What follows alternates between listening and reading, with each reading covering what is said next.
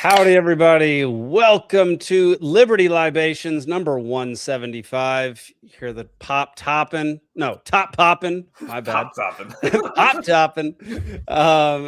Welcome to this week's episode, everybody. My name is Jake Green, joined as usual by Nick Ciesielski and Alden Hardee.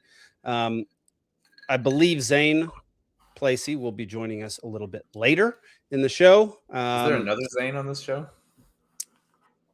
There could be. We've never had another Zane on this show. Maybe we should, just so we can have a good Zane and a bad Zane. If you can find another Alden and another Zane, that would be the weirdest. What I really want to do is just have like doppelganger world like Seinfeld, where we just bring on 5 people that look and sound exactly like us. Bizarro Seinfeld. And we call them our names and everything. I think that'd be fun. They're all Democrats. No, what's the opposite? I don't even know. The opposite of a libertarian. I guess just I don't know. I think honestly, you could argue like the opposite, or like the maybe a fascist would be either of the main parties. Like it doesn't matter, or full on, go full, for communist sure. or something crazy. But well, Alden, what are you drinking tonight, my brother? I have just because I got to make the noise, so I got something to do the pop topper, as you say. So I got a natty light there, and then my today's variation of a screwdriver, which is obviously vodka and orange, but then also an orange-based brandy out of Clayton, Georgia, which is very good as like a floater on top. Okay. And I was gonna do orange bitters to just keep it in theme, but apparently I ran out, so it's grapefruit bitters. What do you do? Oh, well, that kind of works with it too. Citrus, Yeah, citrus works. Nick, what do you got? I've got some mead because I was busy and needed. That's a lot of fucking mead.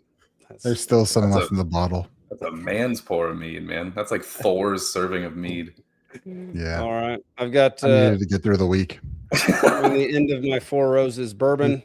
But I've just been traveling so much, man. It's been exhausting. I don't even know where you are right now. I'm at my sister-in-law's house tonight. So yeah, I didn't even know. Yeah, I didn't recognize that couch. So yeah, no, this is a high back chair actually. Yeah. Oh, okay. Yeah, it's you're traveling next week. Then you're traveling next week out to Grand Rapids. Yes, which is LP National Convention. Everybody, next week, Peaceful Sea Network will be at convention. We'll be selling one-of-a-kind merch. We'll be having shows multiple times a day on different for our different shows. I don't even know how to say that. Different Peaceful podcasts. Sea will be on Media Row, right? That is actually a good question. I do have press credentials, so I should be on Media Row. Okay, I know they were looking. So if you haven't, reach out and we'll talk about it and make sure that you have a spot on Media Row. Yeah. So I have press credentials to this. So does Nikki, and so does actually I'll get to that announcement in just a second. Our booth is C103. We're over in the C corridor, try a little more quiet location rather than in the main strip where it's going to be super loud. I wanted to be able to actually have conversations with folks. Yeah. So if you're going to be there, you should come on over and check us out and check out some of our new merch that we're going to be releasing similar merch online very soon. Let's see. You know what I would really like to see happen? Because we've talked about it on the show. Afro Man will be at the Enemy of the State bash on what is it? Saturday, I think it is Saturday. And we've talked about Afro Man and how he took down the Adams County Sheriff. And we should see if he'll collab and help you take down the Cascade County Sheriff. I bet he'd be so down for it. That'd be pretty sick. That'd be fun, man. That'd be pretty sick. I did get to see him perform at Bitcoin conference, which was pretty fun. Since this will be a little smaller, there's a chance, in DC, I got a chance to get a picture with him. Maybe we can track him down and be like, "Hey, Afro Man, you want to help us with this? Just let's make it your thing that we go after bad sheriffs." And he might be like, "Yes." I would love it. I would love that. That'd be so much fun. Well, yeah, y'all. The Libertarian National Convention is up in Grand Rapids, Michigan, May 21st through the 25th. We will be there every single day of the convention. It's going to be a really good time, I think. There's a lot of good events happening, including the Bitcoin Bash presented by the Mises Caucus.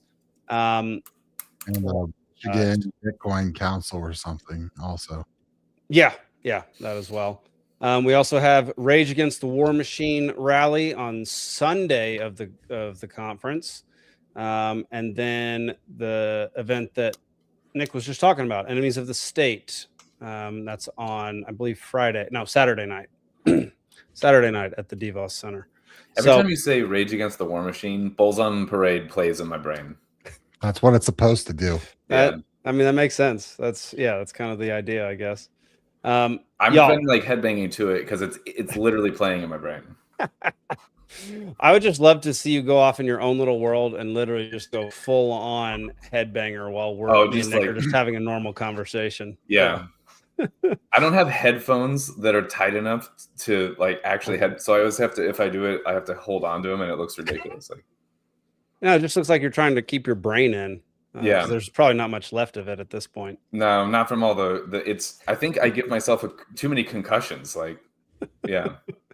Well, y'all, one thing that we're doing on Peaceful Sea Network is we're doing a complete rebrand of one of our original shows, which is the Free Georgia Podcast. Free Georgia Podcast is exiting Need a logo? The official Libertarian Party of Georgia, and it will become its own entity, part of the Peaceful Sea Network, and it's going to be called the Free Girl Theory, and it's going to be hosted by Kat Hartley, and she's going to be talking all things liberty. She's going to focus a lot on different hosts too, like full on. Are you going to be a part of it at all, or? Yeah, no, I'm going to be a part of it. She's been on my co-host for the last like 6 months. I remember Jake's been training her up. Yeah. No, I've been training her, trying to get her to the point where she can host 100% of the time, and then I'll be the producer. Is that your preference, so that you can like, because you have a finger in a lot of pies project wise, like. Yes. Yeah, no, I needed to find a new host for the show. Mainly, it originally started because I don't live in Georgia anymore. So why am I going to comment on Georgia politics all the time? Fair enough. But then weird things started happening with LP Georgia. I don't want them anywhere near my IP that I created, that I founded, all of that good stuff. So we're taking it, and it'll no longer be broadcast on the LP Georgia channels or stations or socials or anything. So it'll be called the Free Girl Theory. Our first episode will be stuff that we do in Grand Rapids. Kat will be doing some on the ground interviews while we're at the convention. So I think it's going to be. Well, I'm happy to give her an interview. Heck yeah. Because if I haven't announced this here, and I'm pretty sure I haven't, but I have decided to run for JC. Hey, how about that? Gonna join a marathon for Jesus Christ? Yes. Yeah. Run Me too. For JC. Nope. I have been talked into running for the Judicial Committee. Oh, that JC. So yeah. So that's up for election. I don't know which one I know less about. I'm throwing my hat in the ring there. It's boring. You interpret bylaws and say whether someone violated them or not if something's challenged. I fell asleep while you were describing that. But we all have strengths, and that's one of Nick's massive strengths. Generally at convention, when Nick gets up to the mic to say something, that's when I know I need to pay attention and just back whatever Nick says, because Nick knows what the frick he's talking about, and I know. Oh no, I believe that. Like I'm not saying it's bad. We need Nicks in the world. I spent 4 seconds of describing that position, and my brain is like, nope. But 4 hours today, I spent giving a force patina to a knife. You know what I mean? Like what? What? That sounds probably like the most boring thing to 99% of people. Anyway, it came out great. Sounds pretty good. I have gotten so far. I don't know if it's public yet, but the Mises endorsement and the Possum Caucus endorsement. Ooh, don't say Possum Caucus. Possum Caucus. We're going to get a Possum Caucus. Well, I think it's safe to say you have the endorsement of Liberty Libations as well. So the entire crew will be supporting you there. Brian, you're late to the show, man. There's some sort of convention coming up. We talked about it. Okay? It's not important, Brian. Yeah. You're not going to be involved. Although I do hear you're coming, but whatever. That sounds personal. Jeez, we're gonna have to put him on the show for once. He's gonna have to give an interview.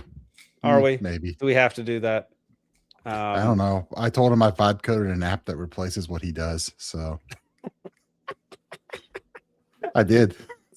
Dude, I've been inundated with the term vibe coding over the last 2 weeks, and it's driving me with a vibrating butt plug the whole time in your ass, or something similar. Okay. It sounds like to me. Yeah. Because then I love vibe coding, I guess. I've been playing with the AI, and I got the clankers to build me a web app that automatically updates with all the updates with all the new legislation, and you can grade it, and it's implemented now that people can have accounts and they can vote on what it is, and then you can assign a grade, and that's going to roll up to legislator grades and all sorts of other. And there's an AI analysis tool in the background where I prompted it to very specifically analyze it to the Libertarian Party platform and return a whole bunch of different important pieces of information so that you can look at it. It only took a couple nights of work and a couple hours with the clanker. Nice. I like it. I like it a lot. I'm building an app right now too. I'll show you after the show.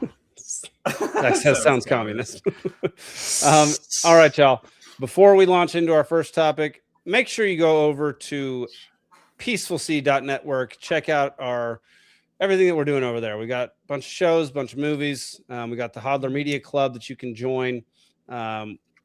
Episode 2 of season 2 of Cascade Effect is out. You can go subscribe to our Spotify playlist that has every single episode of every single show put on there every single time a new one drops. So if you just want to subscribe to that single playlist, you'll get all of our stuff on Spotify. What else is going on? We're adding Get your Oculus wallet. Get your Oculus wallet. Head on over to, you can click on the link down in the description of the episode, or just go to the website /merch and buy your Oculus wallet, which will help you protect all of your crypto, specifically Bitcoin. We really only recommend getting Bitcoin. You can also buy things with Bitcoin on the website, including all the digital products. We've got some new shirts coming out, actually that are out. Let me see your warrant with the cascade effect down the side. I know it's probably not Alden's favorite thing. I would turn my head to read it. Yeah, I'm less concerned. So Alden, here's my thinking with this. We're going to do, I don't care so much about the cascade effect part of it because I want people to buy it for the let me see. No. It's fine. It's secondary. Yeah. Subtext. Anytime I make any type of graphic and you end up seeing it, I just feel the urge to explain it, defend it, because I know you're gonna hate it. No, I don't know. I like it because you've got it cascading down there. It makes sense to me. Yeah, it makes sense. Fondue. What was that Bitcoin T-shirt? Bitcoin T-shirt is Bitcoin is forever T-shirt right there. I'm liking that. I mean, nothing's forever. Bitcoin except Bitcoin. Yeah. When the sun swallows the planet, Bitcoin will still be here. It'll still be here, man. It'll still be here.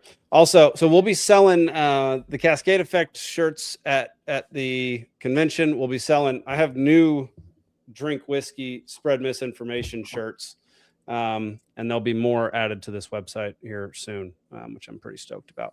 So. Head on over to the website, check it all out, and let's get into. And if you're there, come say hi to us. We want to meet you. We're gonna interview a whole bunch of people. We'd like to know who Brian actually is. Go throw tomatoes at them if you're there. Hey, we'd welcome that. Violate the non-aggression principle and see what happens. I wouldn't do that at a libertarian conference, honestly. No, that's probably every the worst person idea. there is strapped. Yeah. Yes, although my from what I'm hearing is because technically they ban firearms in the convention center. The negotiation. Only the ones you tell them about, Well, no. They're letting you carry, but I'm hearing that you have to open carry. Oh, well, that's interesting. That's an odd choice to only be able to open carry. Yeah. I don't really know what to think about that. I don't know either, but that's what I was hearing last week. Brain. That's bizarre. Well, because specifically on the website it says it says no weapons in the unless we can see them obviously on their website, but then like I double checked. I'm like, hey, we're going to be able to carry guns, right? Because this is a libertarian convention, and I was told yes, you can carry a gun at the convention. Yeah, you can only carry a gun if you're visually intimidating to everybody else that doesn't like guns. That's the only way they'll let you carry a gun. So yep. All right, so Zach's question here: if it's concealed, how will they know? That's my thing. It's like, so you can only carry, in open carry, but if you didn't have it, if by the very nature of being concealed, who the hell would know? And I'm assuming they're not checking for this if it's opens available, like allowed. Yeah, it's like a weird paradox my brain can't handle right now. It's strange. I don't care for it, but whatever. Who cares? Like I don't even have most of the out of the waistband holster. I don't think. I do, but only for my 10 mil, and it's only for bears. You've got a 10 mil? That's cool. I mean, I want to get that folding 10 mil, the Smith & Wesson FPC or whatever. I want to get that. I do have a Smith & Wesson 10 mil, but not that one. I thought of you with that because I was like, dude, that honestly is so much lighter than that. Like, what is it? A Henry? Who makes your the 470 government? That you have? The 4570? That's Henry, yeah. Or not bad, 4570, yeah. That thing is like an absolute beast to tote around up there. So yeah, which is why I mainly carry around the 10 mil. Like, 4570. That was the first gun I bought up there. Yep. Yeah, you don't need a 4570 for most stuff. Yeah, just Grizzlies. And T-Rexes. That's probably the most kick to any gun I've ever shot. The 4570 government. That's like a crazy round, honestly. Yeah. My dad, and it's not neck down at all. It's weird. It's like it looks like it's a straight wall cartridge. Gun. Yeah, It's like the smallest of the elephant gun cartridges, kind of thing. It's like what it looks like. It's an old cartridge. That's really old. It's a very old cartridge, like Indian War 1800s or whatever time. Yep. So they didn't have necking cartridges in those days. They didn't at all. Oh, that makes sense. I guess I think the 30-06 was like one of the first ones that was neck down or something. Probably. Yeah. So in the late 1800s, they were all straight wall. Nice. Anyway. All right, y'all. We're going to get into the first topic of the night with a little video I edited together. It's about 2 minutes long, so do enjoy. Negotiating with Iran, Mr. President, to what extent are Americans' financial situations motivating you to make a deal? Not even a little bit. The only thing that matters when I'm talking about Iran, they can't have a nuclear weapon. Well, I guess my message to Americans is we know that we have a lot of work to do in order to deliver on the prosperity that the American people deserve.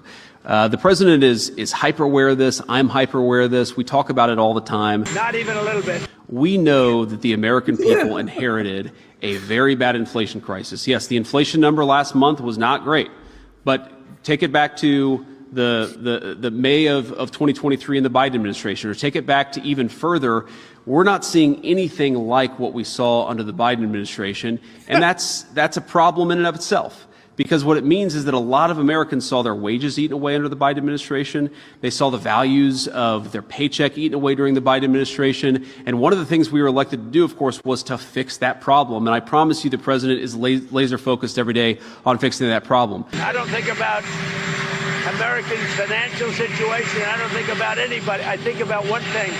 We cannot let Iran have a nuclear weapon. That's all. Do you agree with the president's position that Americans' financial situations should not be a consideration in that decision-making process? Well, I don't think the president said that. Not even a little bit. I think that's a misrepresentation of what the president said. I don't think about Americans' financial situation. But of course, the president and I and the entire team, we care about the American people's financial situations. I don't think about Americans' financial situation. I don't think about anybody. I think about one thing.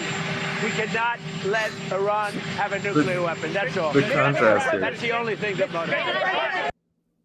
Goodness gracious, man. Like, what a mess. How it astounds. So we had some folks try to argue with us on our YouTube channel last week for last week's episode, maybe last week's episode. And it's unreal the cognitive dissonance they have to have in order to back Trump at this point. I'll try to pull up some of those. This goes for quite a few politicians in general, because it's such the classic move to promise one thing and then change, and then you, the voter, are kind of like left sitting there with like do I defend my identity as a voter for this person or party, or do I acknowledge that they basically fucking conned us, And I see this with a lot of different, for both left and right, votes for president or whatever, like all over the years. But yeah, 100%, man. Hang on, I'm pulling up how do you dadgum? YouTube drives me crazy. Dadgum. Why don't we ever say mom gum? It's always dadgum, That is such a good question. I don't know. It's actually not that good of a question. I'm just if Zane shows up, you can ask him that. I'm sure he'll have an answer. Yeah. Dadgum trivia, yeah. For some reason, I can't find the comment section on. I don't want to see the open live chat replay. I want to see the dadgum comment. There we go. There are the dadgum comments. I've never heard the word dadgum so much in 1 minute in my life, because I'm not 300 years old. Okay, so this person just says TDS, flips us off and smiles. And I said, half of us on the show voted for Trump. He's failed miserably. And another guy responded with, you still have TDS. You have let the lying Dems change your mind, and nice try at implying that you are of any significant numbers. Most actual Trump voters still support him, and we know he's on the right tracks. Stop being so immature and impatient. Good things take time and effort, and don't happen by magic. And more time than we have in 4 years to correct, like too much time. And then I responded with, Trump has lost a vast majority of his supporters. The Dems lie as much as you people, so we're not taking cues from either one of these ridiculous sides. And you're right. Good things do take time. Sadly, unnecessary and unneeded war is not one of those things. Yeah. Sourdough. All right. Yeah. Not starting a war. No, that's then fine. He came in with another one. In regard to your ignorant headline, the war did only take weeks. Okay. It's still going. The IRGC's leadership. If it's currently it is taking weeks. Yeah. We're almost on month 3 at this point. Yeah. The IRG leadership, Air Force, Navy, and most other weaponry was destroyed in days. All they have left is their nuisance mosquito fleet of small boats, which has proven to be incorrect at this point. And they lost about 40 they lose about 40 of those every time they try to swarm anything. War isn't the problem. It is over, essentially. The problem is rooting out the cancer of the remaining autocratic IRGC thugs and their failures. And I said, Cheech, you want to talk about ignorance? The war in Iraq was essentially over for 2 decades. The war in Somalia, Libya, Afghanistan, Yemen, etc. were essentially over for years. But yet the money still kept pouring into it. Innocent people continued to die, and we gained absolutely nothing from it as Americans. Keep bootlicking. It's essentially over, but my gas prices continue to go the fuck up. Mm-hmm. Yeah. And that pisses me off. Dude, it's which is gonna wild how they like right the wrong that is currently happening. Like it's they were defending it where they were like, well, the inflation numbers aren't as bad as they were in 2023. And it's like, no, you found a new way to drive up prices for everything. Congratulations. It's a fucking whole new 2023 came out of the fucking coronavirus. That Trump just instigated. drop money to everyone all the damn time. That Trump did, Biden did, and of course, and then the whole paycheck protection program or whatever it was that they just tell us that you just need to keep your employees, and and everyone out there scammed that like hell to get paid for free. I know people who scammed it. Scammed what? The paycheck protection basically took it out of the business. So he was working at kind of managing, and that place closed down, and just kind of pocketed the money. Mm-hmm. Like not claiming all your tips, your cash tips, Yeah. So like, oh no. This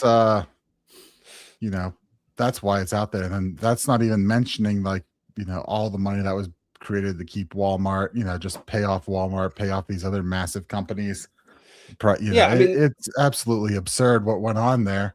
But now you're just sitting here and okay, you started a war, and now you're at the point where the Strait of Hormuz, where the vast majority of oil going to Europe, a lot of it going to Asia, passes through.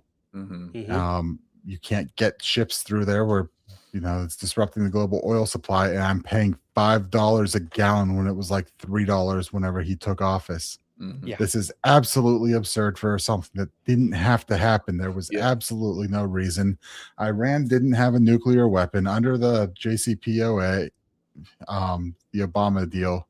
There were inspectors there that they were watching it. There was no development towards a nuclear weapon. This has been said time and time again. Trump couldn't handle in his first term, couldn't handle the Obama deal and thought, I'll just tear this up and then they'll do even more of what I want. And they said, fuck you, no. And well, what's ridiculous is them freaking JD Vance, that guy, there's no way that guy's getting elected for anything anymore. He's way too associated with the failing Trump presidency, but he's like diverting the question, so that it becomes about the previous administration that everybody knows isn't the problem in this exact moment. That's what I was saying is that you're acting, you're just going like, oh, it's not as bad as this thing, but you're comparing two different metrics. This is not, you're blowing up the importance of inflation right now on the economy and prices of things or whatever, but you're ignoring that oil prices affect the prices of everything.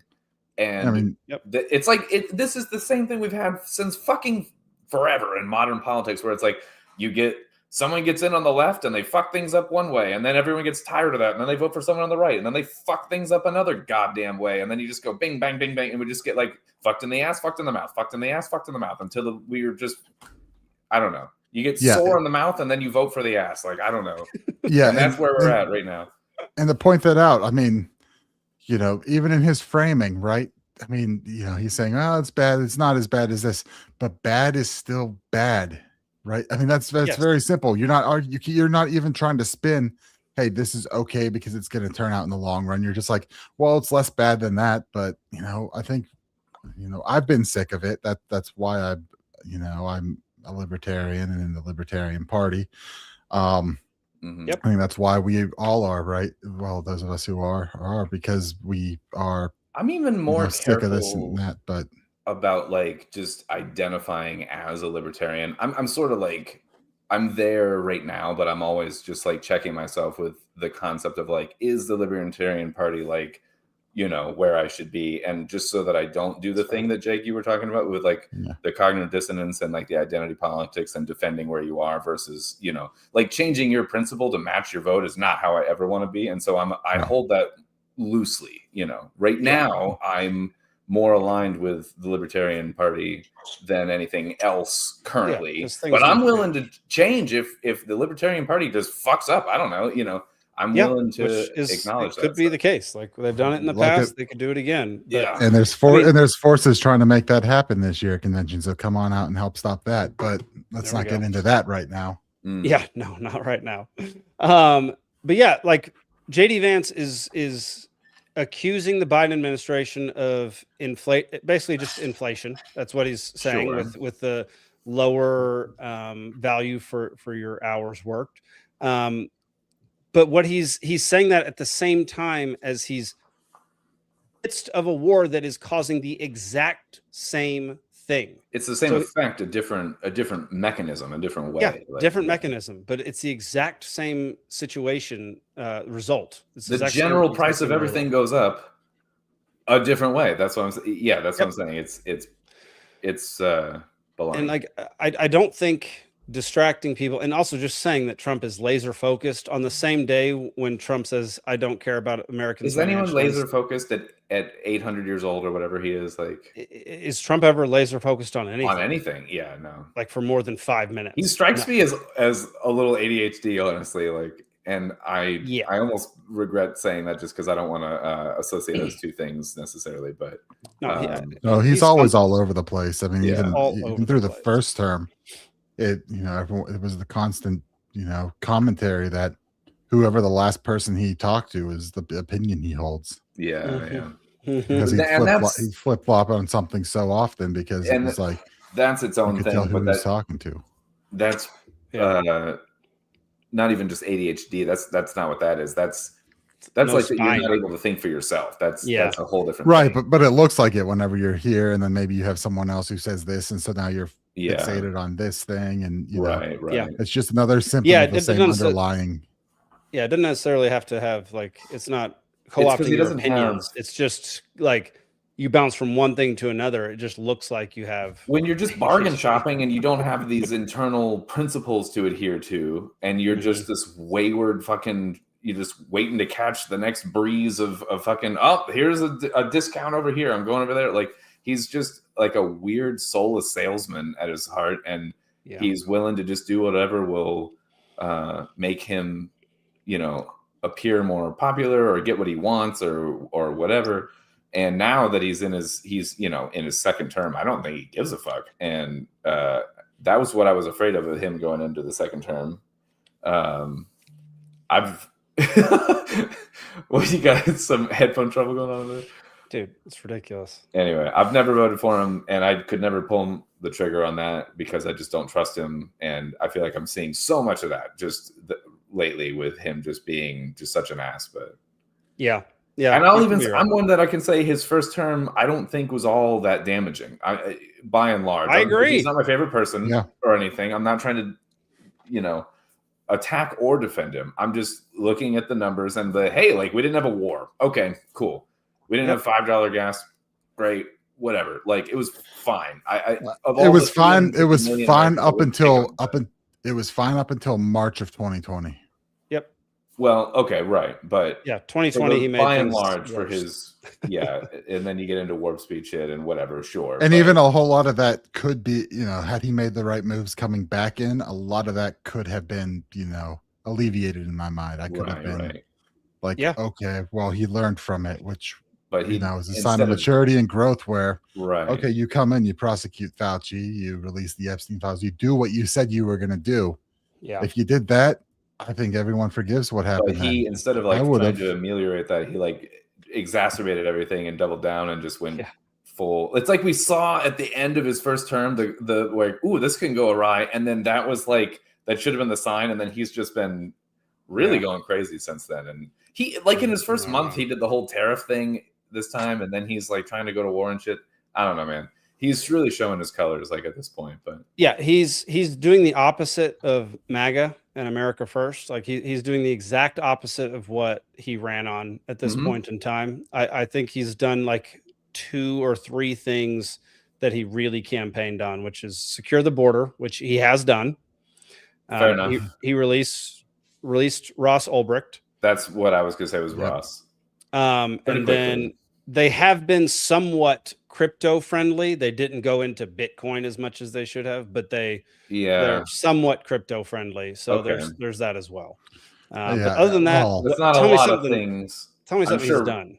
Ross feels like it's a lot of things, but it's not a lot of things to counter all of the bullshit. Well, that's because even though, you know, it looks like the regulations are better, you're still dealing with a lot of the fallout from the Biden eras of enforcement. So, right, we have the Bitcoin bash on Thursday night next week, and you know that's a lot of in support of the Bitcoin prisoners who, you know, some under the Biden, you know, a lot of the started under the Biden administration, but they're still sitting in prison right now, right? Keone Rodriguez had to turn himself in back in December. He's sitting in prison, and you know, there's been hope that, you know, that he could get a pardon because all he did was write code, right? All him and his partner on the project did was write code. They never, you know, they pled guilty to unlicensed money transmission, but they never had a single sat flow through anything they had. Think they wrote messed up there with pleading guilty to that, or it was plead guilty and get 5, or take it to trial and you're going to get 20.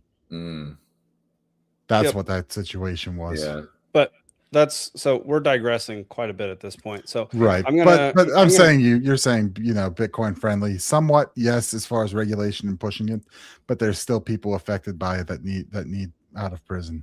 Anecdotally, to circle back to the topic name of anti-MAGA Trump, I would say I talked to my grandma yesterday, and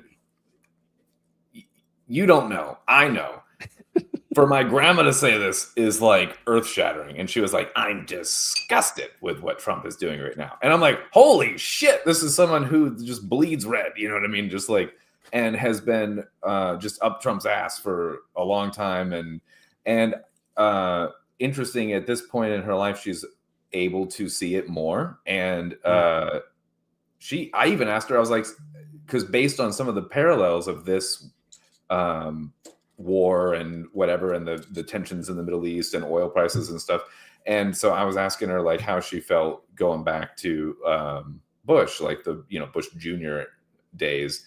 And she's like, you know what? I don't think, she basically was like, I was fooled then kind of thing. But I don't think that he was as good as I thought he was at the time. And I was like, okay, like this level of honesty. And it's like, once you break and once you see it. So, okay. So here's my point, my hope is that if he's bad enough that more people, not everyone, but more people can go, hey, this isn't what we signed up for, and can face that friction point of the cognitive dissonance and cross that threshold, does it open up, I don't want to say floodgate, but does it allow you to sort of access that space and ask that about even like, previous votes or like other principles or different things? And because I'm noticing that with my grandma personally in this situation, she's going back even through different voting situations and kind of reassessing. And so I'm wondering if this is like an effect of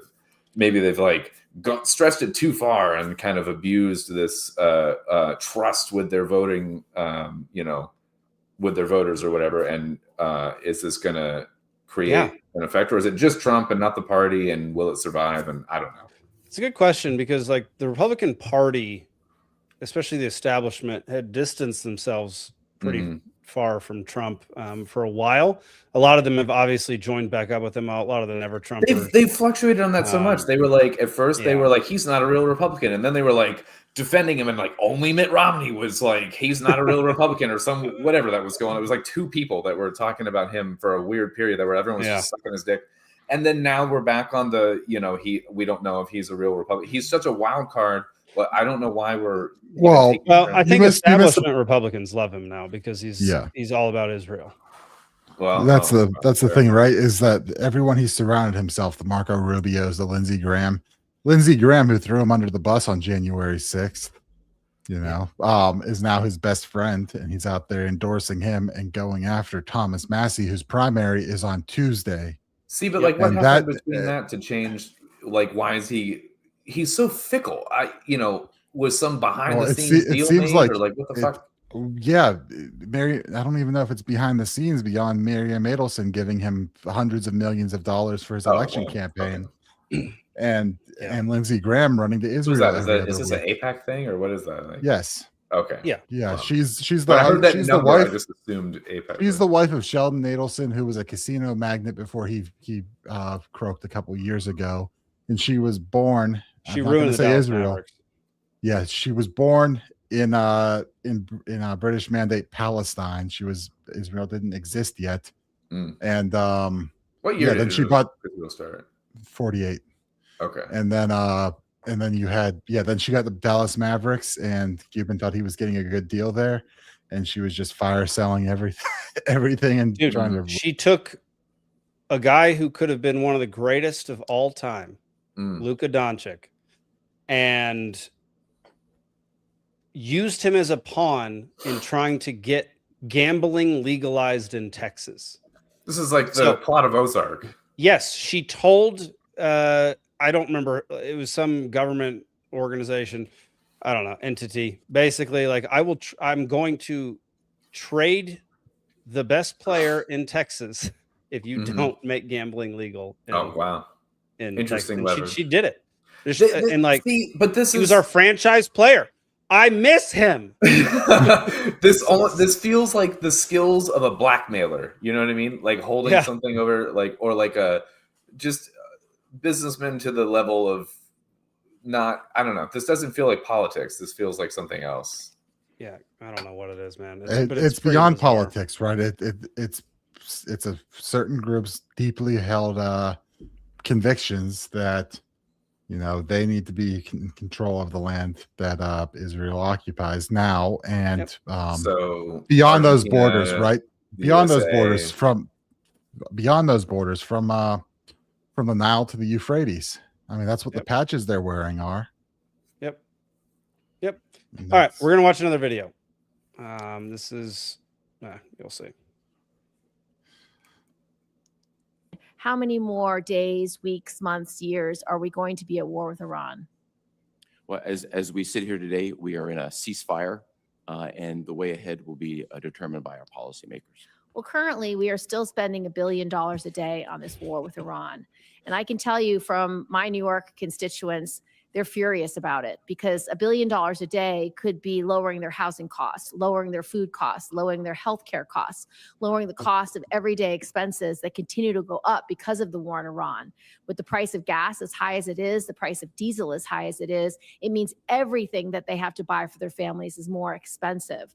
So we expect from our military leaders a plan about why and how long we are going to be spending $1 billion a day. And I have not seen that plan or the why from President Trump or Secretary Hegseth. How many more days? So despite her lack of understanding of how economics works, this is Karen Gillibrand, however you say her dadgum name. That's like GIF or GIF, I believe it's Gillibrand. I think it's Gillibrand. Yeah. And she was speaking to U.S. Central Command Chief Brad Cooper, and that was his response, saying that it's up to the policymakers now, which, give me a break. No, it's not. Trump is a loose cannon who's making things worse at every turn. So it's not just up to the policymakers. It is up to the policymakers because they had a resolution on the table the other day that failed 49 to 50 to stop the war. All because of that great ogre John Fetterman from kind of down the road from me decided to vote with the Republicans. Yep, it's ridiculous. So this woman is not very good, but this was a very legitimate question, and he had a very poor answer. I will say it. I get how I get it's bad on economics on it.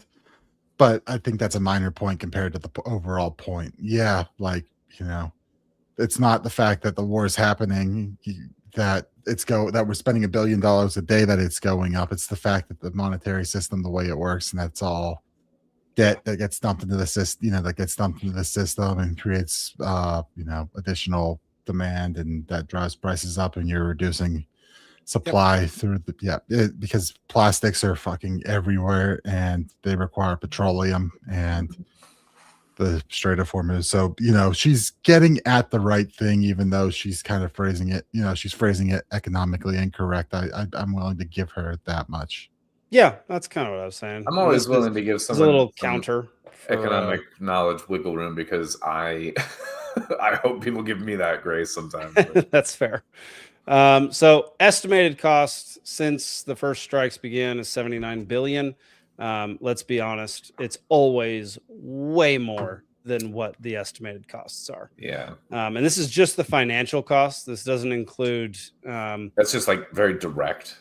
Yeah. This doesn't include the loss of life, the loss of trust around the world, the amount of people that are going to hate us more and want to fight back in some way, shape, or form.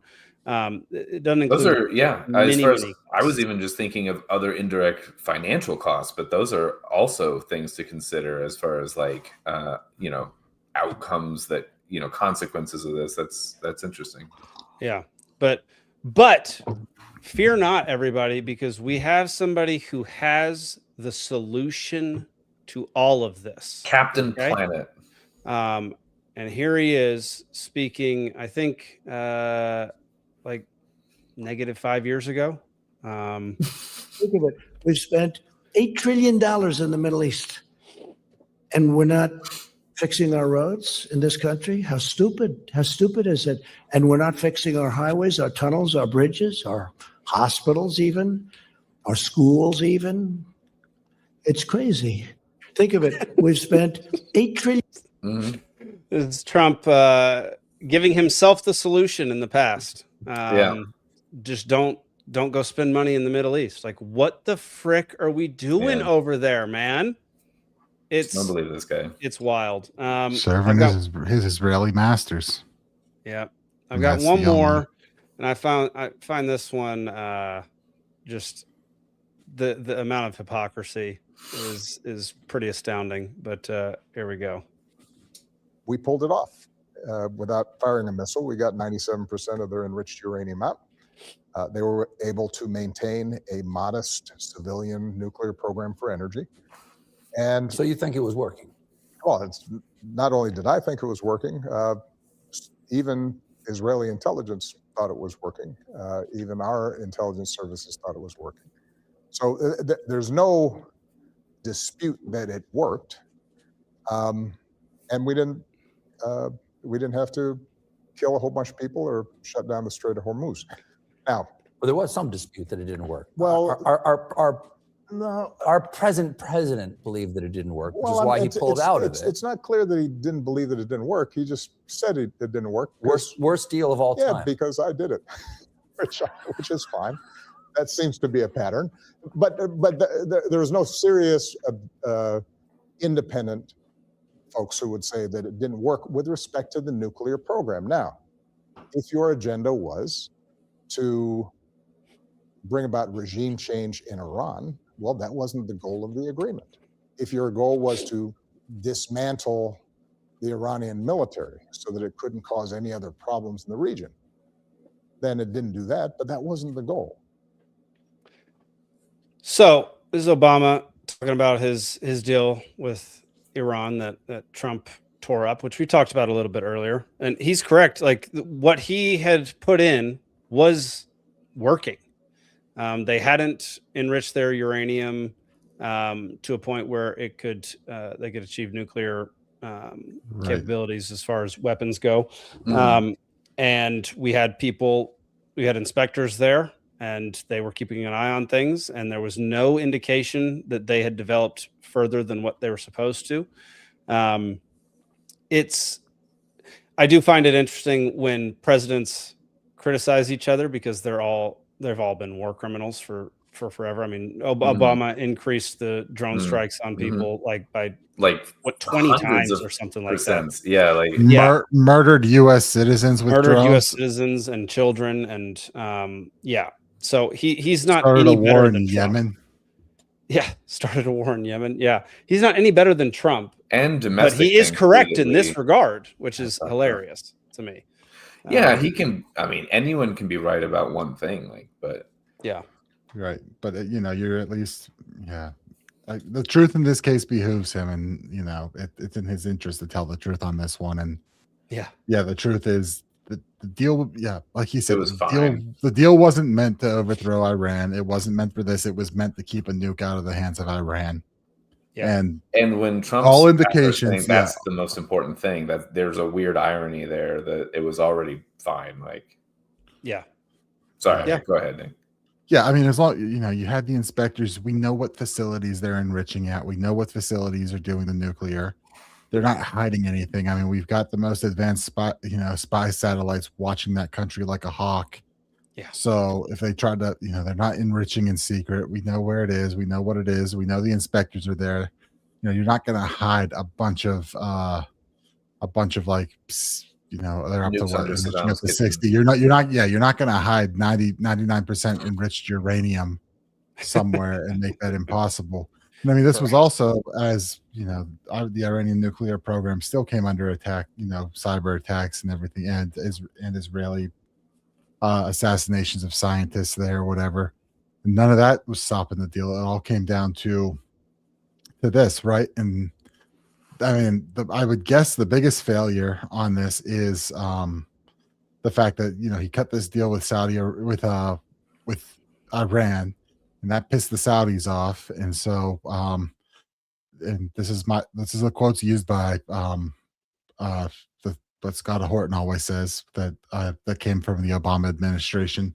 But the war in Yemen was done to placate the Saudis after that deal, right? So the Saudis were pissed off that a deal was cut with Iran from those. And so they said, well, to make it up to us, you've got to support us while we go kill all these people in Yemen. And so that might be the biggest failure of it. It very well could be. It's not telling the Saudis go pound sand. Zach commented, "There are boomers still convinced Iraq had WMDs and just hid them." Yeah. It's the same way my father-in-law still thinks that Trump was a Russian asset in the first election. The boomers still remember those pictures of those aluminum tubes and go, look, there was WMDs in those aluminum tubes. No, there wasn't. We all know it was just Tobias's balls. We all know that. That's balls. I thought that, okay, it makes sense. Like, if you were to ask me, like, is there literally anyone that still believes the narrative that was pitched to go into war in 1, 2, 3, whatever?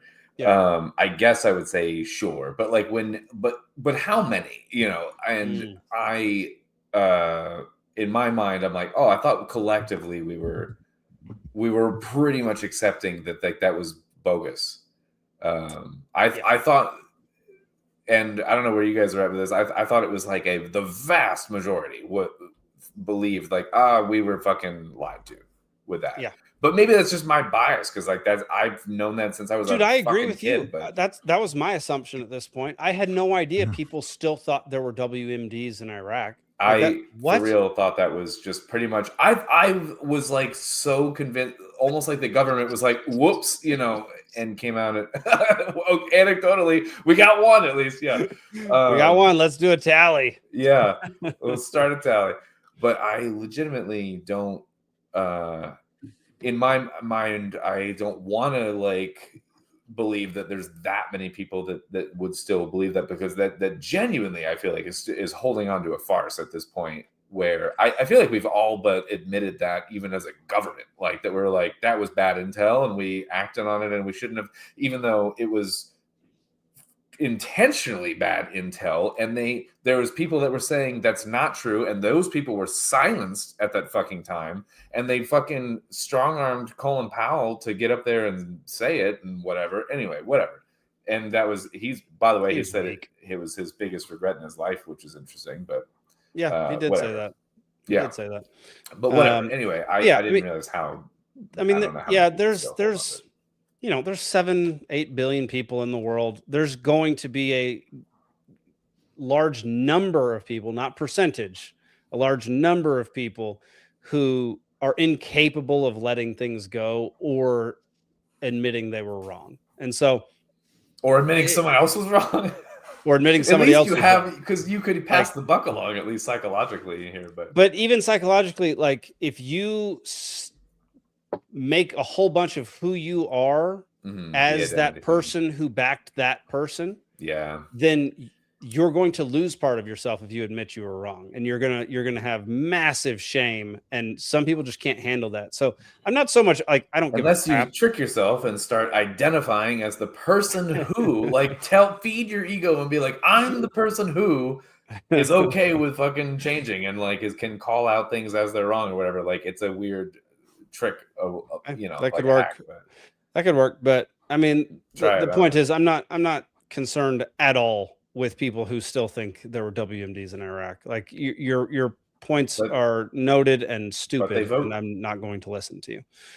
Who cares? Voting doesn't do anything. The election's going to go how the election's going to go, whether we vote or not. I don't think voting fucking matters, but dude, the voting in national elections, I don't think matter at all at this point in time. I think locally it matters. Yeah, locally, I do think it matters. Yeah, I live in a county with 60,000 people. Sometimes 24 people will vote for someone or not. Dude, fewer than 20,000 people vote in local elections in my county. Like, you can absolutely change things in your locality.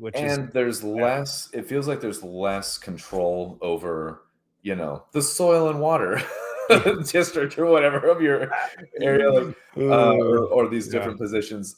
Whereas, like, when the spotlight of attention of the nation is on something like the president of the United States, whatever, I think the people that we have that are even options to get up there, like the candidates that we're even voting for initially, like the pageantry line of fucking people, is completely controlled, and the outcome, I think, is controlled. And when organic groundswell, like grassroots level, like actual momentum goes toward one person, we're like, oh my God, maybe this person will get it.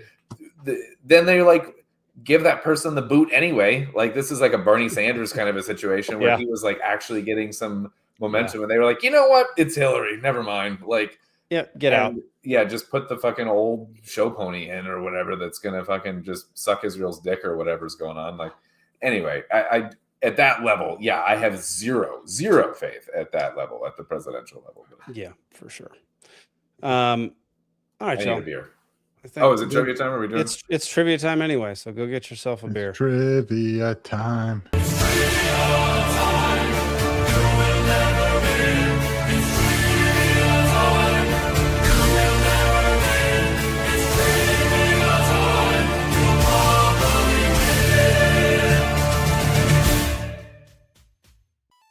All right, everybody. Welcome to Libation Nation Trivia.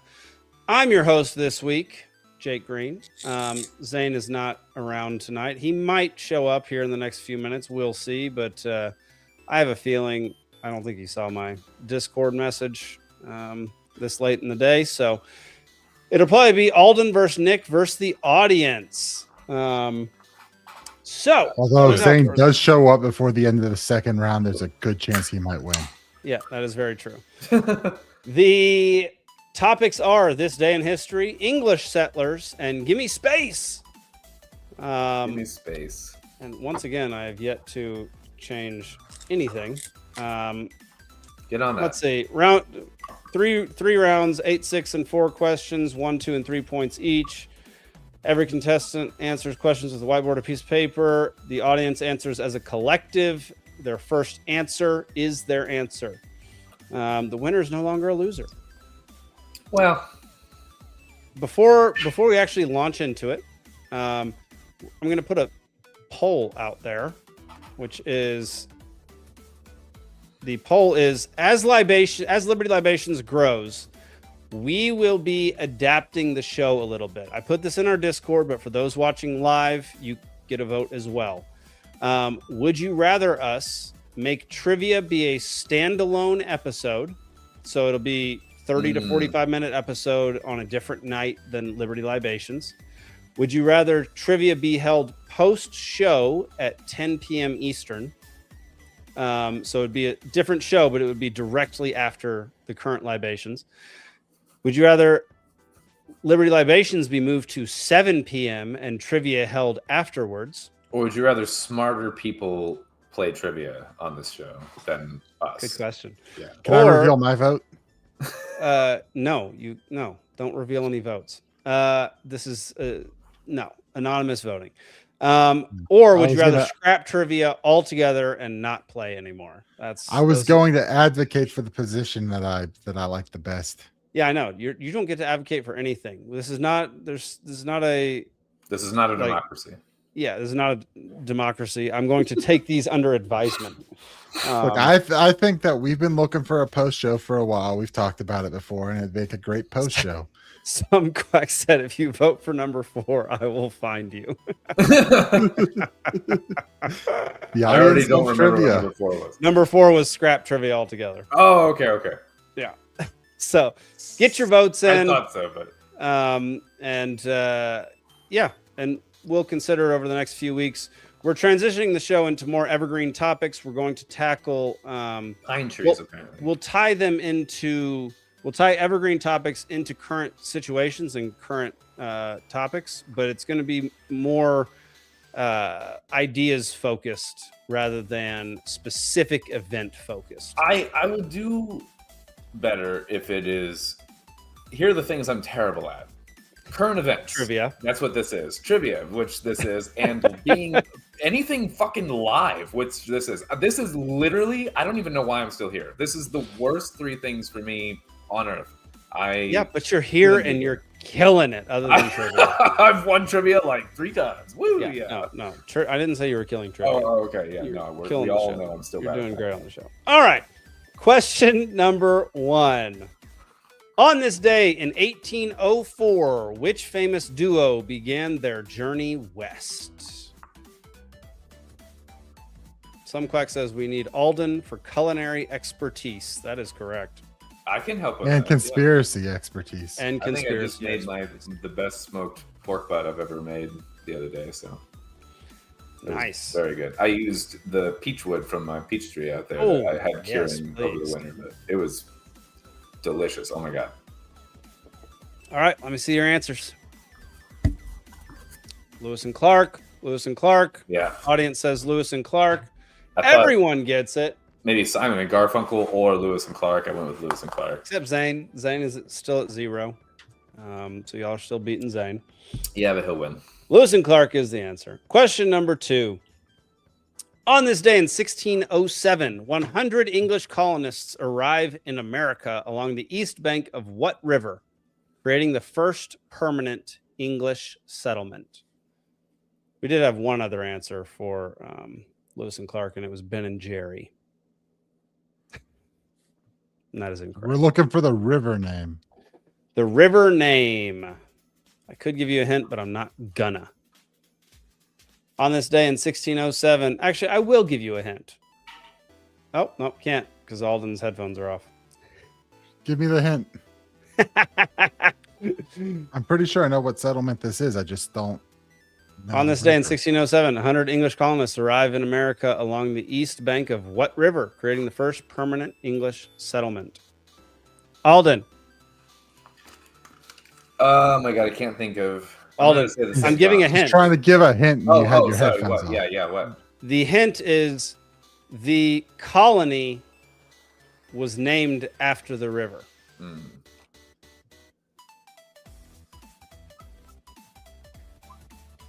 Give y'all 5 more seconds. All right, Nick, what do you got? I was thinking the settlement's Jamestown instead of the James River. Alden? I thought that was earlier than that and not permanent. I'm gonna go St. Augustine. I like the guess, Alden. That's Sadly. Spanish though. Sadly, it's James. Oh, I thought that was St. Augustine. He said English. St. Augustine it was Spanish. Yep. You may have gotten it with St. Augustine if I just said But that's not the name of the river permanent either, settlement. so it doesn't matter, but- Yeah, that is. When you said that, I was like, I should have changed my initial, way of thought thinking. process. Yeah. That's fair. Well, the audience didn't answer, or if they did, it hasn't come through yet. I'll give it to them if they answer the next 10 seconds or so. But question number 3. On this day in 1904, the United States hosts the Olympic Games for the first time. In what city was it hosted? This is not an easy one, by the way. This is I don't know this at all. I'm just wildly well, guessing. here's a hint. It's definitely not in one of the major cities you'd think it would be in. Oh, great! It's in Butts, Iowa. Okay. No, it's in a major city, but not one of the big ones. Okay. Yeah. Okay, so LA and New York. Middling cities. Yeah. Zach has good advice for you. Change your brain, Alden. Oh, dude! Every fucking day I want to change my brain. That's just mean.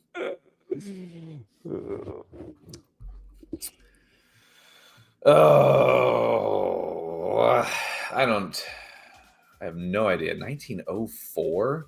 Yeah. They called them the Olympiads back then, not the Olympic Games. I mean, they still Was this? refer to Can it I as ask if whatever this is? Olympiad. Yeah. Can I ask What? if this is summer or winter? That didn't exist at the time. It didn't. Yeah, it was Oh, just- shit. it was just Well, the I didn't fucking know Olympics. that. All right, whatever. Fine. The Winter Olympics are 5, a much newer 4, thing. 3, 2, 1. Nick, what do you got? Shot in the dark, St. Louis. That was my second guess. Alden, what That's do you so got? funny. I said Indy. I almost said St. Louis. The audience That's says so funny. St. Louis. Oh God. Sorry, no. Alden. It's Ah, fuck! I literally almost erased it and put it.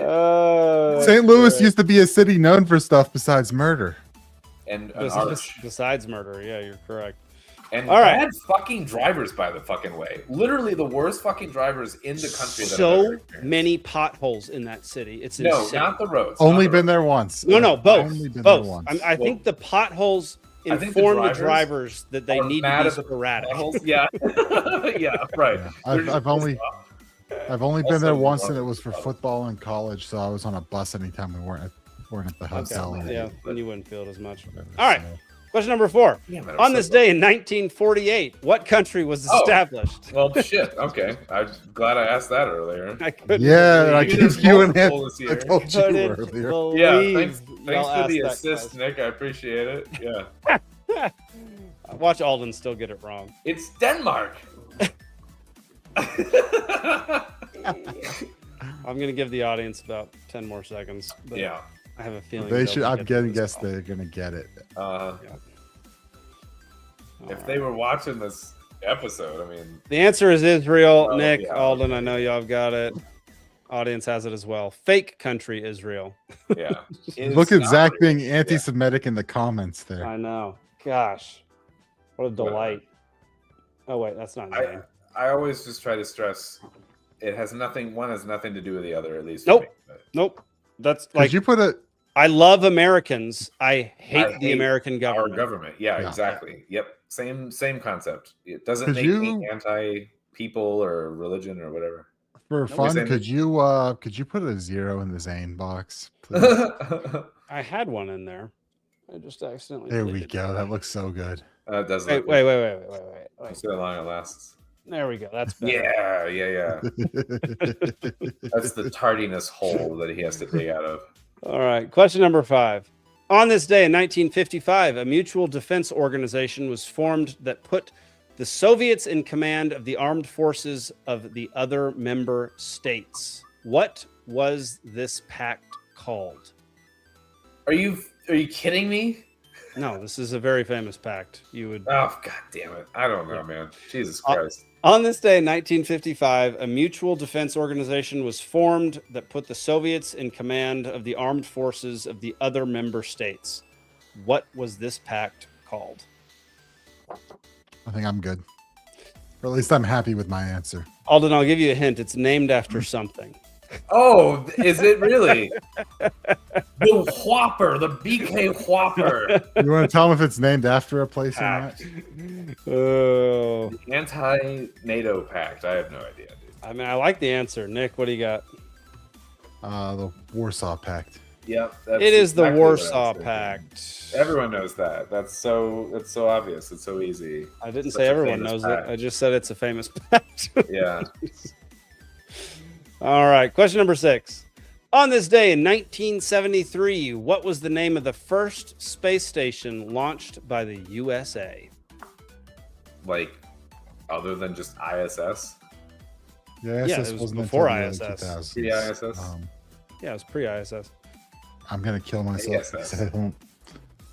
Hey, Alden, if Nick kills himself, then you get to win. I'm actually not going to do that. I am not going to do that for the record. I'm going to pull all the Canada energy I have in me and just really, really encourage you, Nick, in this journey. That's great. On this day in 1973, what was the name of the first space station launched by the US of A?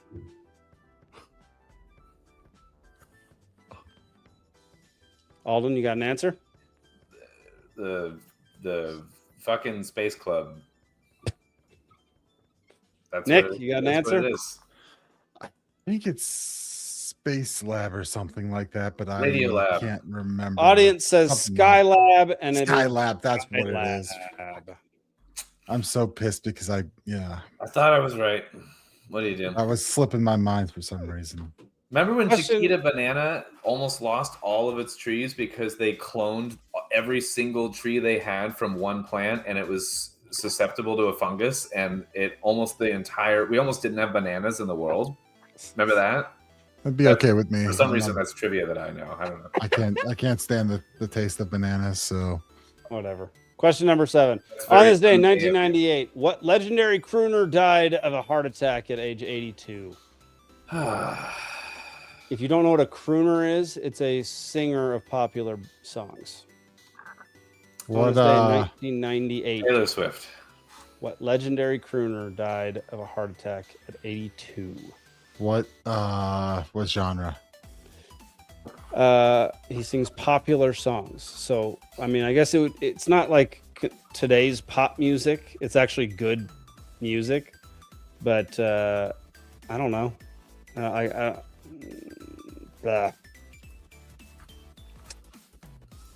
Trying to think of some. It's hard to give a hint without giving this one away.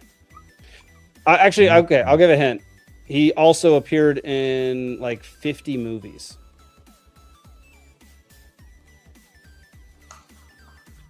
Doesn't help me. 50 movies? Is that what I heard?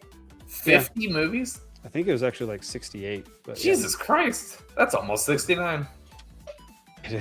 You nailed that one, Alden. 58? That says in 30 years there'll be a trivia question about a legendary gooner.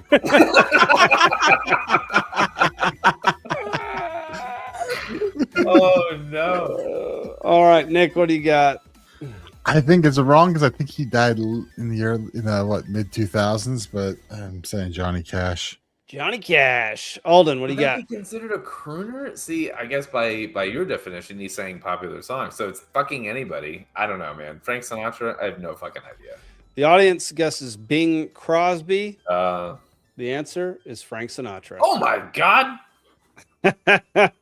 The clouds have parted. This light shines upon my dingus. Okay, I didn't think about Frank Sinatra. I thought he was dead before I was born, but guess not. I really didn't know he lived until 1998. I didn't hear about him in doing much in terms of the arts at that time, but I also didn't hear about him dying specifically before then, so that's why I picked them. Fair.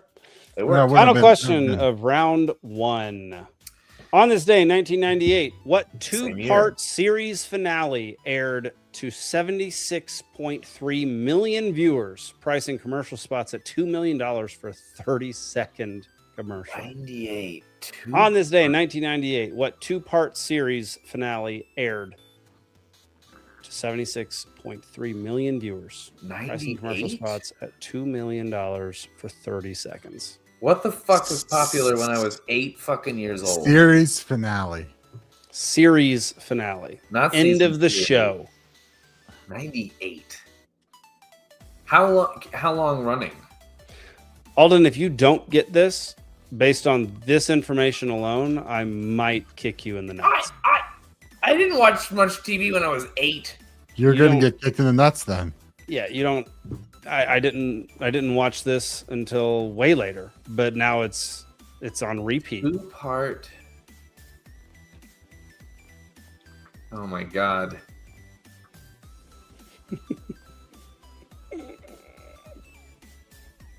I will give no hints. I don't remember there being a two-part. It lasted for many seasons. That'll be my hint. Many seasons. It lasted enough to get syndication and then some. I don't know what that means. 6 seasons is syndication. What is syndication?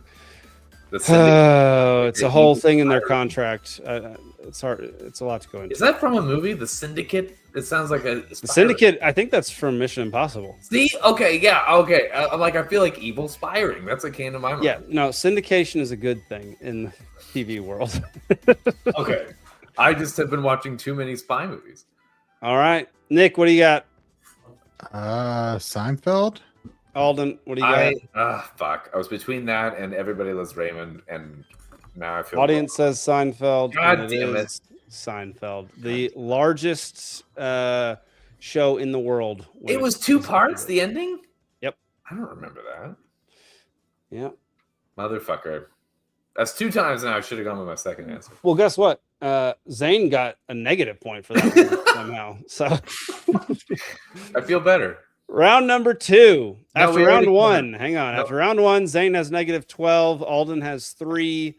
Nick and Libation Nation are tied at 6. We already covered Jamestown. We can't do this. Yeah, none of these have to do with Jamestown. Okay. Oh, great. New knowledge. New knowledge. Yeah. Question number 1. What crop introduced successfully by John Rolfe became the economic backbone of the Virginia colony? Is it a crop? No. Thank you. Good Now I question. We'll give understand. one hint. Dude, Because there's multiple crops that aren't food. There's two things that I know. Yes, but there's one. There's two potential big ones. There's two Virginia things. All right. Well, let's see what you got, Alden. Well, so the food one is peanuts, but I Okay. said tobacco because that's the Okay, one. Nick, the other what do one you I- got? Tobacco. Audience also says tobacco. It is tobacco. Okay. Peanuts. That or Virginia weed. Has anybody ever tried the peanuts in a Coca-Cola thing? No. You know what? I've never And tried done that it either, but forever. people love that. I'll do that tomorrow just to. I'm intrigued. Yeah. We should find a show and do that at some point. Does it have to be a Get some at convention, Jake. We'll do it live. I don't want Okay, to. we'll do it live. No. Question number 2. To what did the colonists of Jamestown resort? You said this had nothing to do with Jamestown. You're correct. I lied. To what did the colonists of Jamestown resort in order to survive the starving time during the winter of 1609 to 1610? This is pointing to one answer. Yeah, it's screaming one answer to me. And eating your own butthole. You already do that though, so you I didn't need the wish I starving was that time. flexible. If you can do that, that's impressive. Yeah. Yep. Can't claim that level of flexibility. I hurt myself walking up the stairs the other day. Like it's not that level of flexibility. Cheddar Cheese says they would do Coke and peanuts, but in sounds crazy. I mean, it does sound crazy. I've seen people do it and they really like it though. Yeah, but like cocaine doesn't activate to the same intensity ingested as it does. Yeah, but it's a light buzz ingested, so that's great. It's like it numbs the gums, you know. There we go. Alden, what do you got? Cannibalism. Nick. I said the same thing. Audience says the same thing. It is cannibalism. I did spell it wrong though. I missed an M. That's kind of the go-to when you've got people starving in the winters. You eat. Yeah, no, I should have phrased the question differently. Eating your pets. That's stage one is eating the dogs.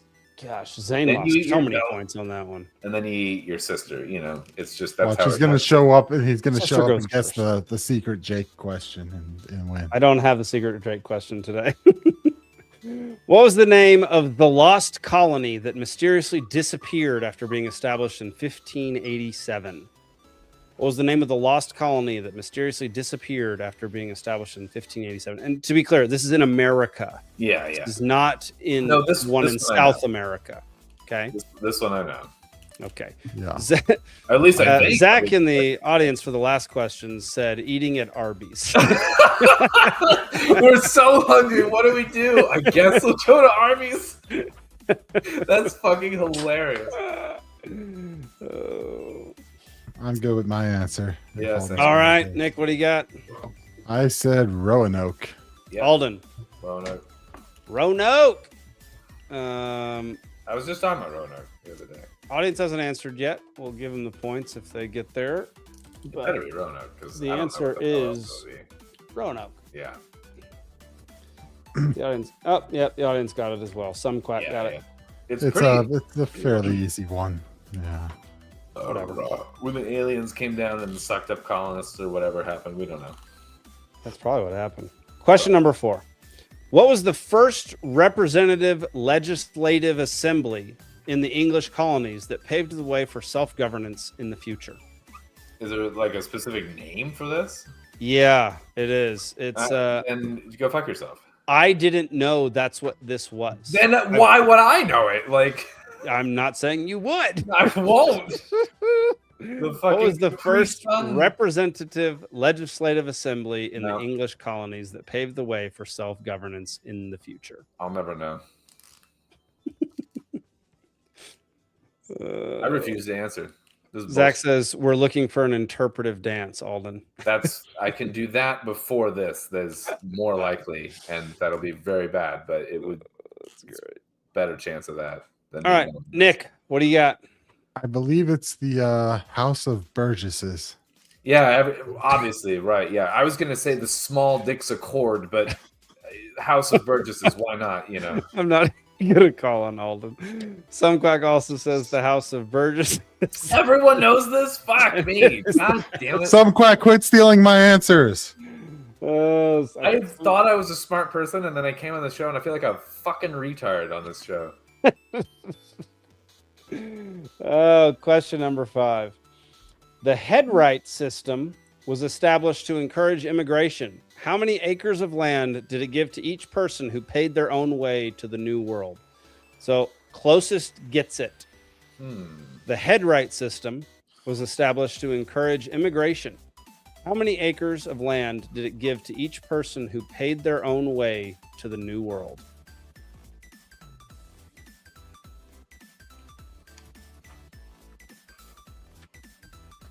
This is how I'm handling people immigrating to Alden's property, too.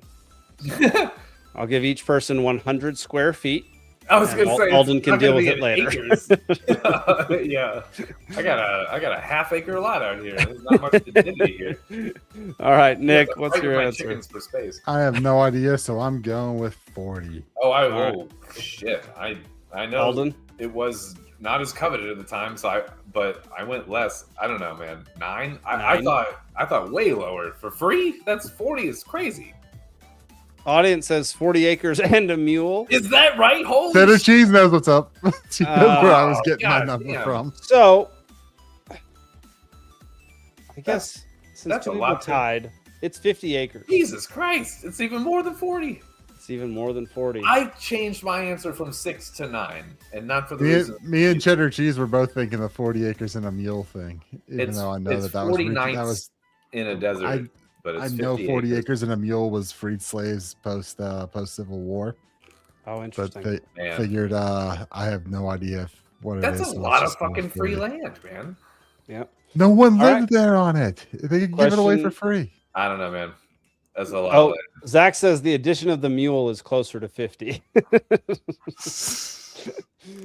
Question number 6. Roger Williams was banished from the Massachusetts Bay Colony for advocating separation of church and state. Wow. He then founded what future state capital as a place for religious tolerance? You're guessing what the future state capital was that he founded. Future at the time. It is now a state capital. It's the current capital of Massachusetts? It's the current capital of a state. Any state. Oh, God damn it. Just think of a state with a capital of Williamstown. What? I'm putting a word. I don't even understand the question. Why am I even here? How do you not understand the question? He left Massachusetts, founded a new colony, and it later became the capital of a state. So it's a different state. Yes! Okay. Roger Williams was banished from the Massachusetts Bay Colony for advocating separation of church and state. He then founded what future state capital as a place for religious tolerance? I'll give you a hint. It's on the East Coast. oh, thanks. It's not Portland, fucking Oregon. Nick, what do you got? My best guess at this is Providence, Rhode Island. Alden, what do you got? I went north of that. I said Concord, New Hampshire. If that's even the capital, I don't even know. The audience hasn't answered yet. I'll give them another second. But is Concord? I think it's Concord is the Hartford. Hartford. That's Connecticut. Right? Oh yeah, Concord. Okay, I think Concord's the capital. Okay. It's not. It's not Manchester, New Hampshire. Oh fuck, maybe it is. I can't remember what New Hampshire I was a kid and I went to Concord, was like the city I went to, but I don't know if it's. Never mind. Yeah. The answer is Providence. It has. Never mind. I passed through Providence once. It's a good town. That's all I can say about it. I was doing it for work. We stopped at a railroad spot there and then continued our way up towards Boston. Gotcha. That's all I know about Providence. I flew over. All right. After 2 rounds, Zane has -47. Yes. Alden has 9. Libation Nation has 16, and Nick is in the lead with 18. Round 3 is 4 questions, 3 points. Oh, that was just round 2? That's also not the title of round 3. I forgot to change it. What's the actual title supposed to be? Gimme Space. Space. Yeah, right. Gimme Space is the actual title of round. Not 3. Shelter, Space. Offensive was last week's or the week before? You did offensive when I wasn't here? Yeah. Anyway. I got a pee so bad. I need to just keep like an empty gallon jug under my desk. A piss jug? Yeah, that sounds good. You can throw out the window when you're done? Well, I'm going to take it, Question number 1. Skylab used the final iteration of which rocket program in order to get to space? Skylab used the final iteration of which rocket program in order to get to space?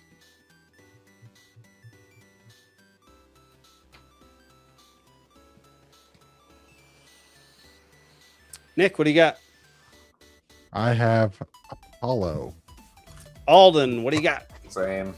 That's all I know. Audience, please answer in the next 10 seconds. Y'all are on a big delay today, so it's either that or the 1. Nick, you are not the determiner of when the audience answer. What'd you say, Alden? You were saying something? Oh, I was going to say it's either that or Cooper Studios. Rockets. I don't know. The answer is Saturn, and it was particularly the Saturn V. Well, that's the rocket that was a part of the Apollo program. Oh, see? Well, I didn't ask Saturn what V the is Apollo what? program was. I said, what was the rocket program? Oh. And it was the in Saturn my head, V. I'm sorry, your head's messed up. You should have asked for rocket type because that was it was part of the that was developed under the said Apollo rocket program. I said rocket. You said program though, and so the No, interpretation it was still is, a rocket program. I appeal to this. I appeal to this. I appeal the ruling of the chair.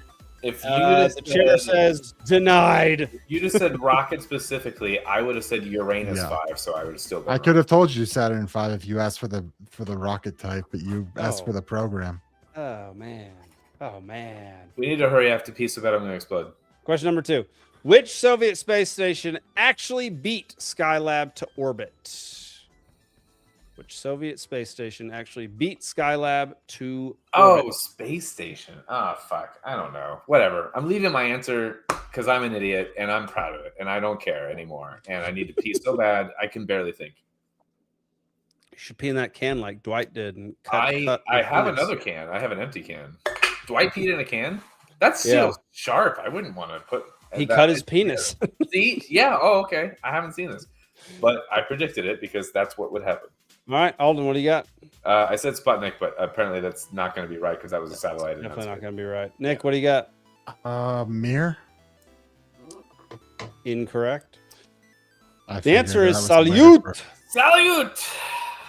Mir was the later station. I thought it was. That's what I say every time I take a shot of vodka. That's the only Soviet station I could think of.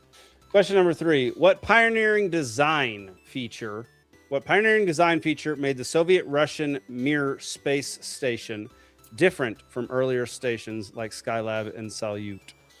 It also made it easier to take to space. Did you have a poop hole that shot your poop directly out into space?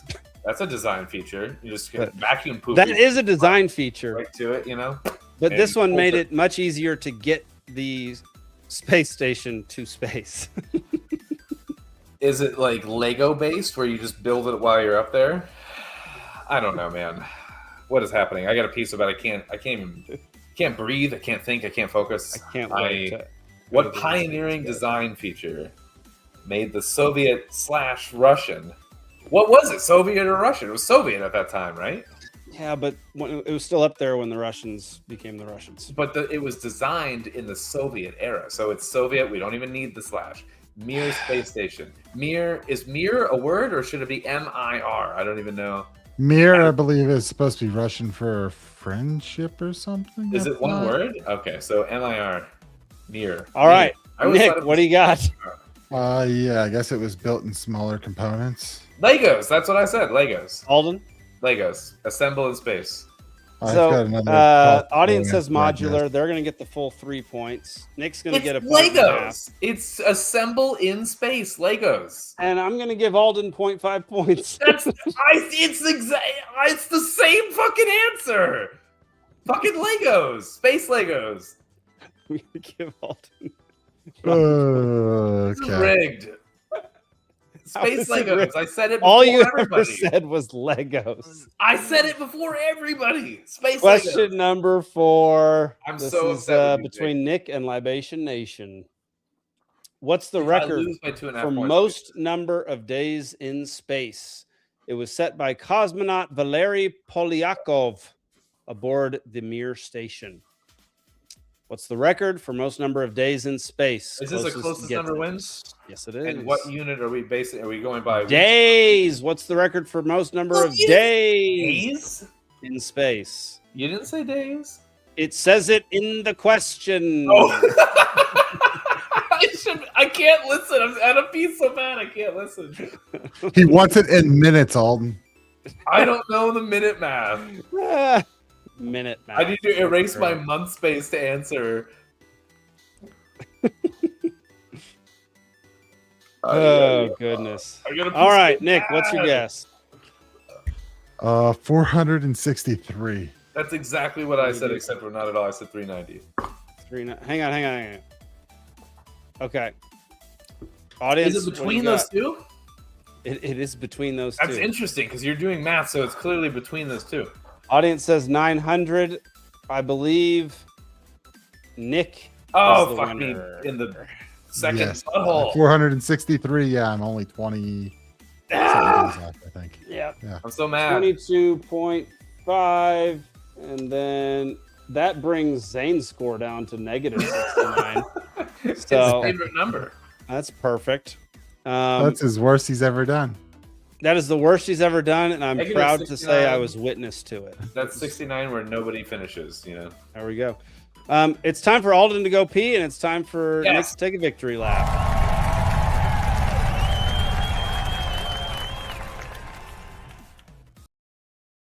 Oh, You know, right. anytime I can beat the audience, it's a good day. Even when my on-screen competition is just Alden. It was a good game. Yeah, it was. Good game of trivia. It was tight there at the beginning, and then like me and the nation kind of really advanced forward there, and they made a good solid comeback at the end. You giving me half points for not saying the word modular. And then They said the exact word. I can't give you the same points that they got because they said the exact right word. I was going for that same concept, and then I know that's why I gave you and then your Apollo Saturn thing. You said That's your fault. program. Whatever. You asked for program. You should have asked. It was for, the Saturn program. No, it was the Apollo program. It was a Saturn rocket. There's a difference because there were multiple Saturn rockets in the Apollo program. Right, because the 5 was the one that took them to the moon. It was Apollo also kind of came out of Gemini, which it was kind of like some of the earlier Saturn rockets. So that's why. You know what, Zach? You're right. He is being a whiny winner. Hey, I'm just trying to correct that your language there was imprecise. Oh, goodness gracious. Whatever. I still won, so I'm happy. Love it. All right, y'all. We've got one more topic for this evening before we get to Drunkard of the Week and then the short little wrap up. We're going to be talking about Hanta virus. So I didn't bring up an initial article on this, but basically, if you didn't know, there was a cruise ship that departed from Argentina that ended up having a few people get infected and die from Hanta virus. And the media and much of the world is trying to make this into the next coronavirus, the next COVID. They're trying to make it seem like when those people get off the ship, they're going to infect the world. We're going to get into why that is idiotic and not the case. Before we do that, though, no, all those yet. Hush up. We're not there yet. There was a tweet from Soothsayer in 2022 that said coronavirus ends in 2023. Hantavirus starts in 2026. Pretty wild prediction. To be fair, around that point somewhere, there was like a small outbreak in Asia of Hantavirus. If I remember, look, there's an outbreak of Hantavirus multiple times in a lot of areas around the world. There are multiple strains. Yeah, it was noteworthy. It was like noteworthy at that point that there was like a small outbreak in China somewhere or something, I believe. because I remember having that discussion and being like, well, it's hantavirus and we're talking about, Yeah. Well, either way, let's listen to some of what Brett Weinstein has to say about hantavirus. It's a little dry, but we're going to listen to a little bit of it and then talk about it. Shall we start with the outbreak of hantavirus on the MV Hondius? Sure. If I were leading the story, I would start by talking a little bit about hantavirus more generally. But you were doing this. So. Well, let's just say the public has largely become aware of hantavirus as a result of an outbreak on this ship, which left Argentina on the 1st of April and had an outbreak. There are apparently 8 cases. I think 2 of them are just suspected. 6 of them confirmed. There have been 3 deaths. The first death was on the 11th of April. So most people have not really heard of hantavirus before. You and I have known about hantavirus for decades. We've been trying to put together the story of how we first became aware of it.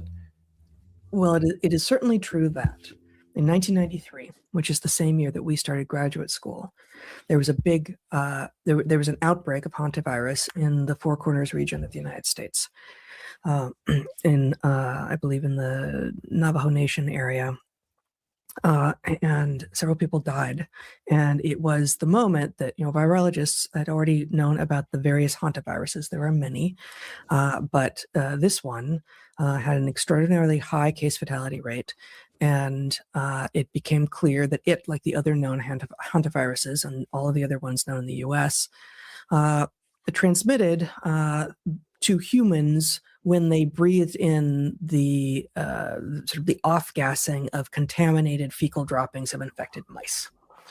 So that became a well-known story in 1993, exactly just shortly before we were starting graduate school, and so it was still circulating actively. And of course, we were going into PhD programs in biology at a major research institution, and we have sort of other ghost memories maybe of other things that may have been going on with regard to the discussion around hantavirus, but it was most definitely a discussion sufficiently that when we were talking about hantavirus with our children, young men now, 20 and 22, about hantavirus the other night, Zachary, the elder, the founding producer of Dark Horse, said, "Oh, is this why you guys, unlike all of the rest of my friends' parents, were very concerned about mouse droppings? And that if you ever found mouse droppings in the house, you really got very active about making sure to get rid of all the mice and have there be no mouse droppings." And yes, that is exactly why, because we had this very live in our heads that hantavirus, at least the one that had come to public recognition in 1993 in the Four Corners area of the southwestern United States, was explicitly transmitted through breathing in contaminated, aerosolized versions of parts of mouse droppings. Yes. Now, I'll add 2 things to that. One, I have a crystal clear memory, which I have. So, first off, don't go around breathing in mouse poop. Okay? If you don't breathe in mouse poop, you will almost definitely not get hantavirus. Weinstein goes on in this to basically say almost every single strain of this doesn't transmit human to human unless they've done gain of function research on it, which, could be the case. However, not everybody on the dadgum cruise ship got it either. So it was just a small number of people who got it. And one of those was the originals who came on board with it. And then a husband and wife both got it and died. Sounds like a TV show. Yeah. Probably was. So what you had was, so this was the fault of a Dutch guy, because when you look through history, most of the time it's the fault of the Dutch. Who was an ornithologist, which for those who don't speak fancy words, that means they likes birds. He was at a garbage dump taking pictures of birds, which is apparently in the very southern tip of Argentina, before getting on the cruise ship. So you're in a garbage dump, so that's where rodents like to live. He caught it while in that area there, got on the cruise ship. And the thing to consider on this is that he didn't pick this up on the ship. It wasn't spread by mouse droppings. It was spread by human to human contact, which the Andes strain, which this is known to be able to do. Yes, but it is extremely difficult to do it, and you have to be in absurdly close proximity. This is why it's more common among husband and wife, boyfriend and girlfriend, that kind of thing. But on the scary side, hantavirus is actually a kind of virus that you do need to worry about because the fatality rate is absurdly high. Yes, but if you don't breathe in mouse poop, you're probably not going to get it. Or hang out with people who do breathe in mouse poop in the Andes. Yeah. So Alden, we can't hang out anymore. Yeah, sorry. Zane, welcome to the show, my man. Way to be just here. In time to lose trivia. Yeah, you had negative 69 points in our game of trivia tonight. You did better than me. Man. So I get on the show and the first thing that I hear is don't breathe in mouse droppings. So, once I heard that piece of advice, it's like, wow, I've really learned something today. I can just get off the show right now. Oh, well, that's great. We are here to serve the public. Zane's gone. We are here to serve the public, and we're giving people all the information they need. Like, don't breathe in mouse droppings. Yep. So I think COVID kind of burned up my entire capacity for being scared at all by this stuff. Yes. So like I heard about it and it's almost like it didn't even register that it was happening. Apparently if like the mortality rate for this is like actually not insignificant, the people on the cruise ship who got it, are they okay or are they not? Hasn't there been several deaths? There were seven deaths, I think. Eight. Yeah, there. What was it? 8 suspected cases on the cruise ship or something, and then I can't remember the exact details, but the fatality rate of it is very, very significant, and that's known with hantaviruses. Yeah, that's a normal thing with that virus. Well, like on the cruise, this latest round specifically. The guy who it was a very high percentage. Patient 0 died. His wife died. I don't know exactly how many other people died, but I know hantavirus is not like us playing this COVID game. It's very much, but like it's much harder. It's very much a coin. If you get infected with it, it's very much a coin flip whether you live or die. Yes, I see. See, this is maybe why they shouldn't have like spent 2 years propagandizing over nothing, because now if it actually is an important virus to be paying attention to, like I've lost my capacity to care about it. Which assuming that I'm not like going to be infected or in a situation where I'm going to be infected probably is for the best anyway. Because if it really is something that you can only get if you breathe in mouse droppings, then who cares what the fatality rate is, assuming that I'm not going to do that. Or if it's the Andes strain like this, spending time with someone who did breathe in mouse droppings. But essentially it's the boy who cried wolf. If you actually were interested in public health, then you would only raise alarm bells like you did in COVID. If it was something worthy of that, which COVID really wasn't. Yeah, the people that tried to say that got fucking silenced during that. Yeah. Like, yep. Yeah, I mean, for this to stop it, like Jake said, close contact incubation time can be like 2 to 6 weeks. You basically isolate for 2 to 6 weeks anyone who was possibly exposed to someone with the virus. It's a big range, 2 to 6. Be okay. Yeah, it's a long incubation period. It can be. So you do that, that stops it in its tracks. The other thing with these viruses that are super deadly is that it's actually hard for them to spread. As anyone who has played the game Pandemic will know, you actually don't want the mortality rate to be too high. Otherwise, it kills everyone before it can spread. It kills the hosts, yeah. It's usually like in the virus's quote unquote best interest to not be too deadly or whatever. Yeah. We have a little video to play real quick, and then we can continue talking about it. Hanta virus. You have any questions? No, about I don't that? care. Well, let me give you some interesting things. You shouldn't care. Good for you. Turns out the word Hanta is a Hebrew slang that Israelis use for chump, sucker. So sauce. Yeah, for if you're being sauce, you're Hanta. And it is God works in mysterious ways, right? In that people are getting suckered by this one again. It does not transmit human to human. If it changes and it starts to become a human to human transfer, that's because they've been doing gain of function. Mark my words right now. It's the only way that happens. It's not going to happen. It's not a respiratory virus. They wouldn't select this one to do that with. Not this way. Yeah, that's actually the main thing. It's not a respiratory virus. So it's not something where you breathe and somebody else catches it. Also, there's been some interesting things. Brett Weinstein used Claude to try to do some research on hantavirus. It's an AI. It's a clanker. It's an LLM. And basically he asked, like, is ivermectin effective against this? And Claude wouldn't answer and told him to go back to a previous version of Claude that could answer that question for him. Go back before the government. Yeah. So people put it update, into Grok and said, that's funny. ivermectin will treat this kind of thing just fine. Yeah, of course. Treats most things. Yeah. So did you see the point of this one is just please don't freak out over hantavirus. Like, if you get it, maybe freak out, but the odds of you getting it are just so astronomically slim that we should not be paying attention to whatever the idiot news people are saying about the spread of this virus, because it ain't happening. Yeah.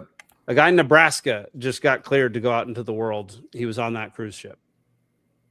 So I don't know. Whatever. I never believe anything. So yeah, I mean, I think it's absurd to put too much stock in any. I believe oil prices are high, and I believe I don't have enough beer in me.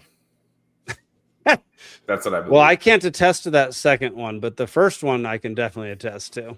All right, Zane, you got any parting words for the Hanta on the high seas? No. Well, did you see I saw a clip of. I just spent 5 minutes giving my complete take. You can't say, "Oh, do you?" Now he has thoughts. Now that I'm talking. Yeah, Alden. What? No, I'm kidding. It's fine.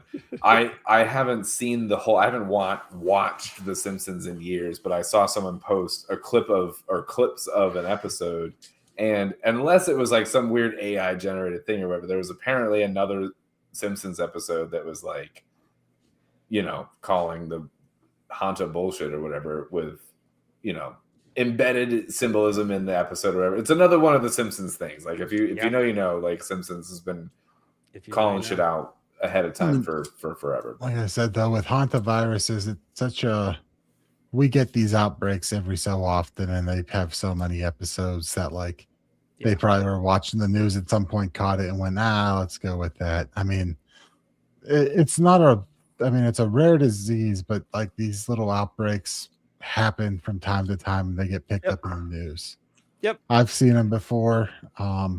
This Andy strain on a cruise ship with person to person transmission, a little bit more rare. Yep.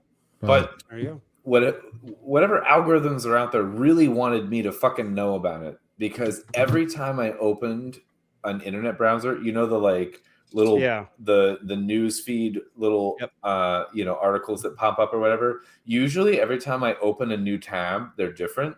It was the same hantavirus for like 4 days. It was the same fucking article, and it made sure that I saw it, kind of a thing. Like, whereas a lot of the times it changes. So it was one of the ones that it was force fed, and so whether that's feeding into like a fear tactic thing or whatever, I don't know. But I feel like it fits into some kind of a, or it's just clickbait and they're just trying to make money on and just fear porning it. That's fine too, I guess, but either way. Fair enough. All right. I am not fucking drunk. Well, my teeth are blue. Every pretty girl deserves to go to a ball. This is everything about it's a clam. I love it. I gotta be honest with you, I feel like I'm a little bit too drunk to stand up. Computer Zane. asshole.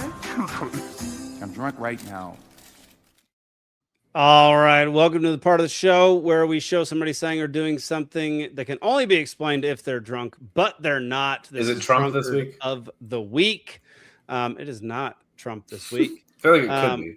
In fact, this guy actually potentially could be drunk. Oh, fair. Can't really tell. You can submit videos by going to our Discord, submitting them through there, or by tagging us on X, #drunkard of the week, or @Liberty Libation. And there you go. So here's our drunkard of the week. And we got this guy to tow us down. He's running from security. He's on the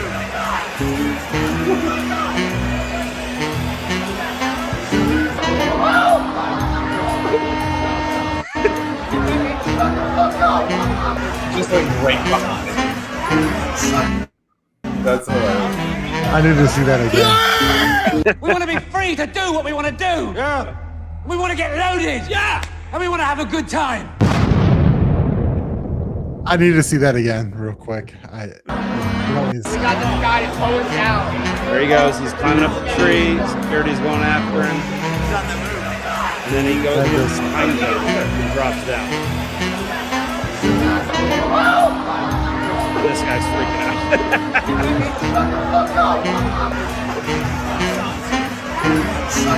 Is he pointing to where he was? Is that him? Yes. Yeah. He was like, he's over there. Yeah. Yeah. That's funny. That's Here he is wild. drinking a beer. That dude deserves a beer for that. What is he, Heck 16? He doesn't look 16, but who knows? So there's our drunkard of the week for this week. I have no idea what his name is. Just some random video at some random bar. McLovin. Yeah, he kind of looks like an older version of McLovin. Right? All right, y'all. We're gonna wrap up in a few minutes. We'll be showing some funny videos from this past week, and before that happens, y'all go on over to peacefulsea.network. Check out the Hodler Media Club or Hodler Media Club, whatever you want to call it. I call it the Hodler Media Club. You can also go check out all of our other shows, movies, everything that's happening over at Peaceful Sea. We're going to be releasing some more Bitcoin content over the next few days. Philosophical Fall Guy, we had one of the most epic dadgum stuntmen in the industry of all time on the show this past week. Jackie Chan himself. His name's Jack Gill. I swear to God, I thought you were going to say Jackie Chan for a second. I could not recommend more highly watching this episode. His stories are wild. He's been around. Where do I know him from? He's been in everything. In that picture right there on the left, he is stunting for Will Ferrell in Talladega Nights. I was going to say Wonder Bread, Talladega Nights. I knew what that was. Yeah. He has 240 credits on IMDb of different movies and shows that he's stunted in. That's more than me. He's unbelievable. By 240. And he, I couldn't actually, Alden, you have, you're on Endure Lebanon, so incorrect. I have one. Yeah, you have one credit on. I have one IMDb Jack credit. Gill, you have 241 film credits. Hey, I have a film credit too, Zane. Don't count me out. Darn right you do. All I right. need to create an IMDb profile for myself based off that. There is one made for you, actually. Right, I need to claim it. Yeah, you need to claim it. Going over to our merch store. We're releasing new merch over the next few weeks, including the new Cascade Effect shirt, the new Bitcoin shirt. We're going to do a few others. We're going to be taking others away as well. So if you want to get some merch your on last the chance website to right get now, the Bitcoin condom that we sell. No, that will be on sale forever. You can also join the HMC as an investor, as a pro, or just as a regular $1 a month member. You can buy our digital products with Bitcoin or, any other crypto, but we highly recommend Bitcoin. Including Divide and Dominate, which is what I am credited on as an associate. There we go. Professor. Yeah, that one right there. And then go on over and get our favorite Bitcoin wallet, which is Arculus. I love it. It's worked so well for me over the last few years. It fits neatly into my wallet, and it's very secure. Wallet fits in your wallet? Yeah, I know. A Bitcoin wallet fits in my wallet. It's Walletception. hard to imagine. Walletception. So yeah, and also make sure to come by our booth at Libertarian National Convention. Zane will be there for like a day. We'll see if he ever stops. Maybe he'll be there for like 9 minutes, just kind of there like for this voting. episode, you know. We're going to be broadcasting stuff, and yeah, we're going to so be come hang out. broadcasting a lot this coming week. So starting Anytime- Thursday evening, anytime there's just no be- business, anytime there's no business, you're going to catch me and Jake over at the table just broadcasting. Oh, dude, I don't have any business. I'm an alternate euphemism? delegate, so I'm going to be over there broadcasting way more. The kids than are that. calling it. Well, you'll catch me anytime there's no business going on. There we go. Over with Jake, and we're just going to be live streaming 24 hours a day, broadcasting each other. You know, broadcasting each other, broadcasting all over everybody. And then we're going to go mobile Definitely and all just over walk the around audience. streaming ourselves. Oh my gosh, it's getting worse. Okay. Yeah, go to voteplacie.com, learn about soil and water. It sounds like an episode of or a sequel to Shark Boy and Lava Girl. What? 300? No, Hunger Games is what I was thinking of. But yeah, I always think. Why would I you always, think that? What, Hunger Games? As Because it was like Hunger Game. I forget what the last one was, but it had some Mockingjay? tagline. No, it was like Ballad of Songbirds and Snakes. There we go. Songbirds and Snakes. Oh, right. Oh, now you're getting into like the prequels. Yeah, the prequel. I never I saw didn't, it. think, I didn't think it was a bad movie. I watched it a couple weeks ago. I'd watch but it. I always think Back of for 300 when the Persian emissary comes up and asks for earth and water as a gift of submission, and then he gets piss kicked on the down the bird. well. No, that's when Leonidas. That's when Gerard Butler does This This is is Sparta Sparta moment? and Yeah. kicks him down the well. That's what I think when I hear Soil and water. Soil and water. Blood and soil.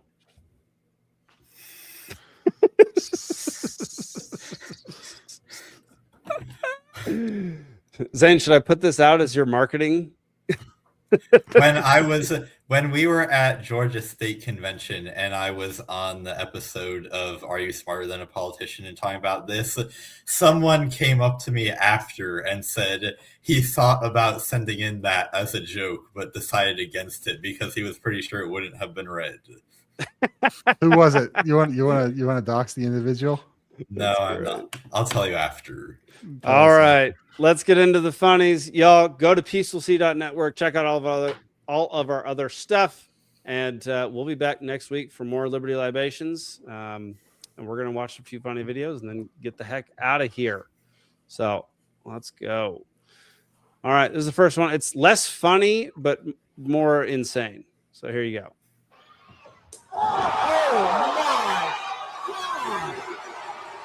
Wait, that's so small. I didn't see it.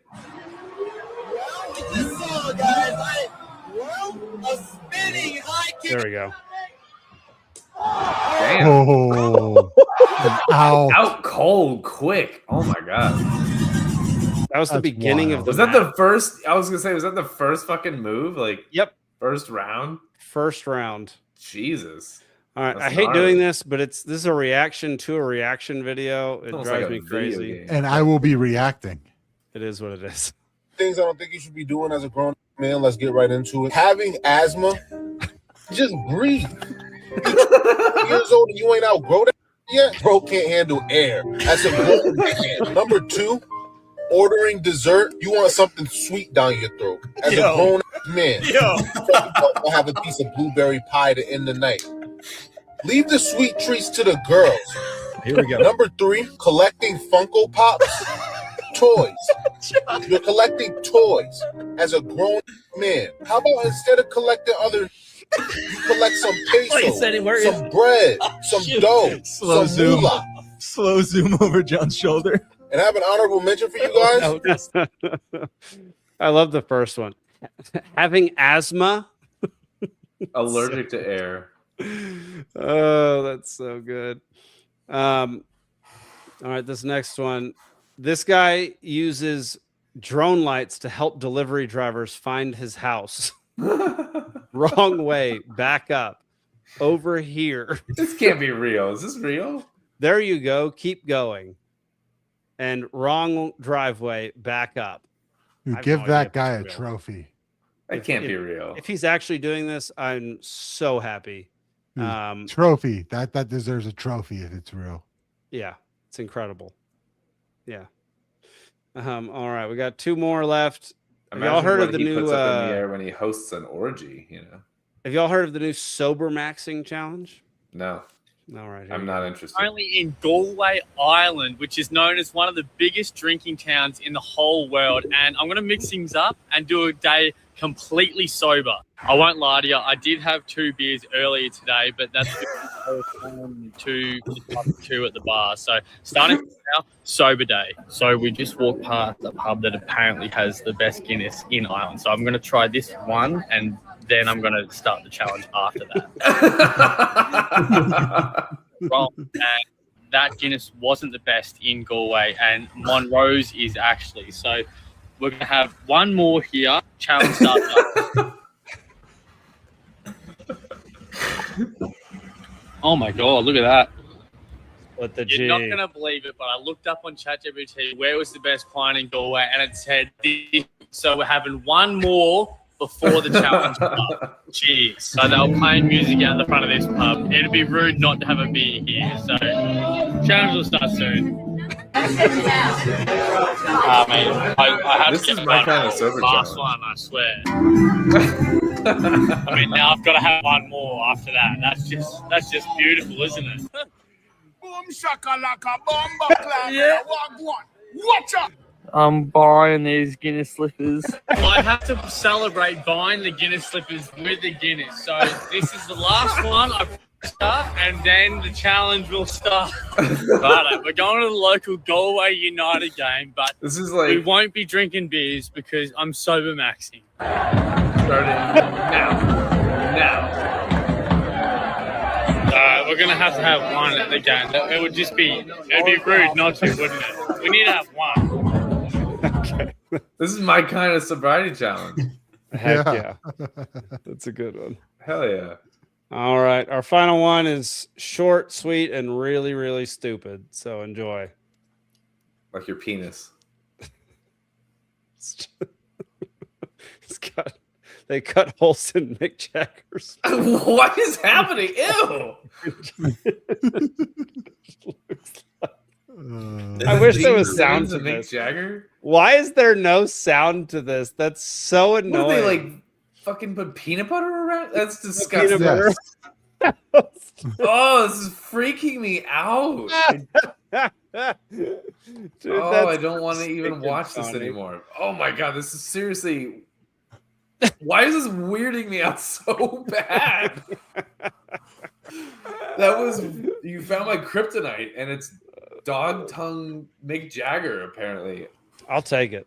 I'm glad to know weird. you have a kryptonite. This is great. I was uncomfortable through that. All right, y'all.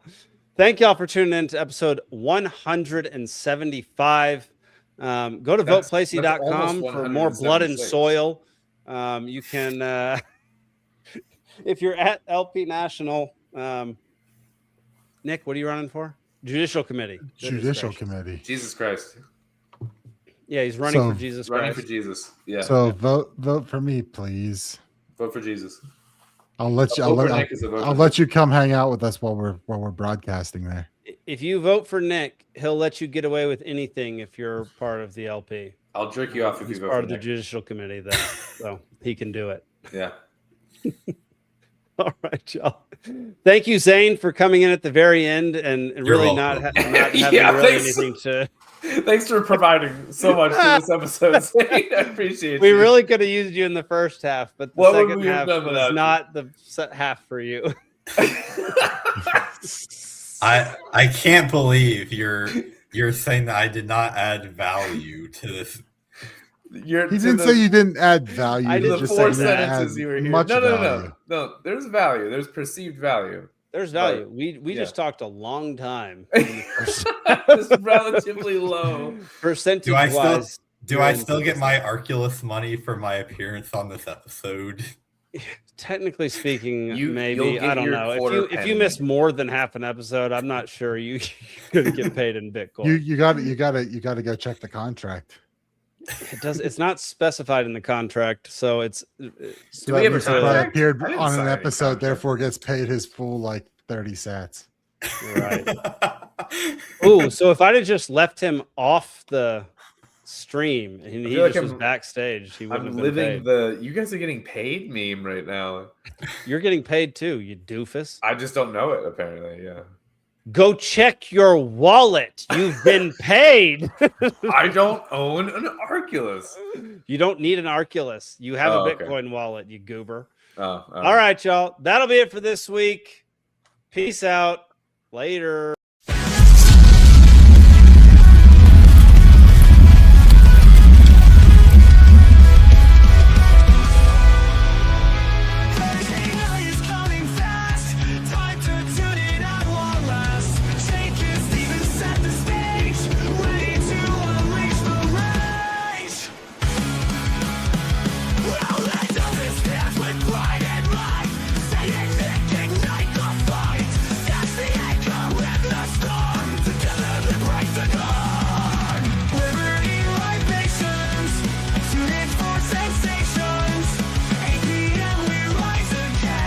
Join the crew.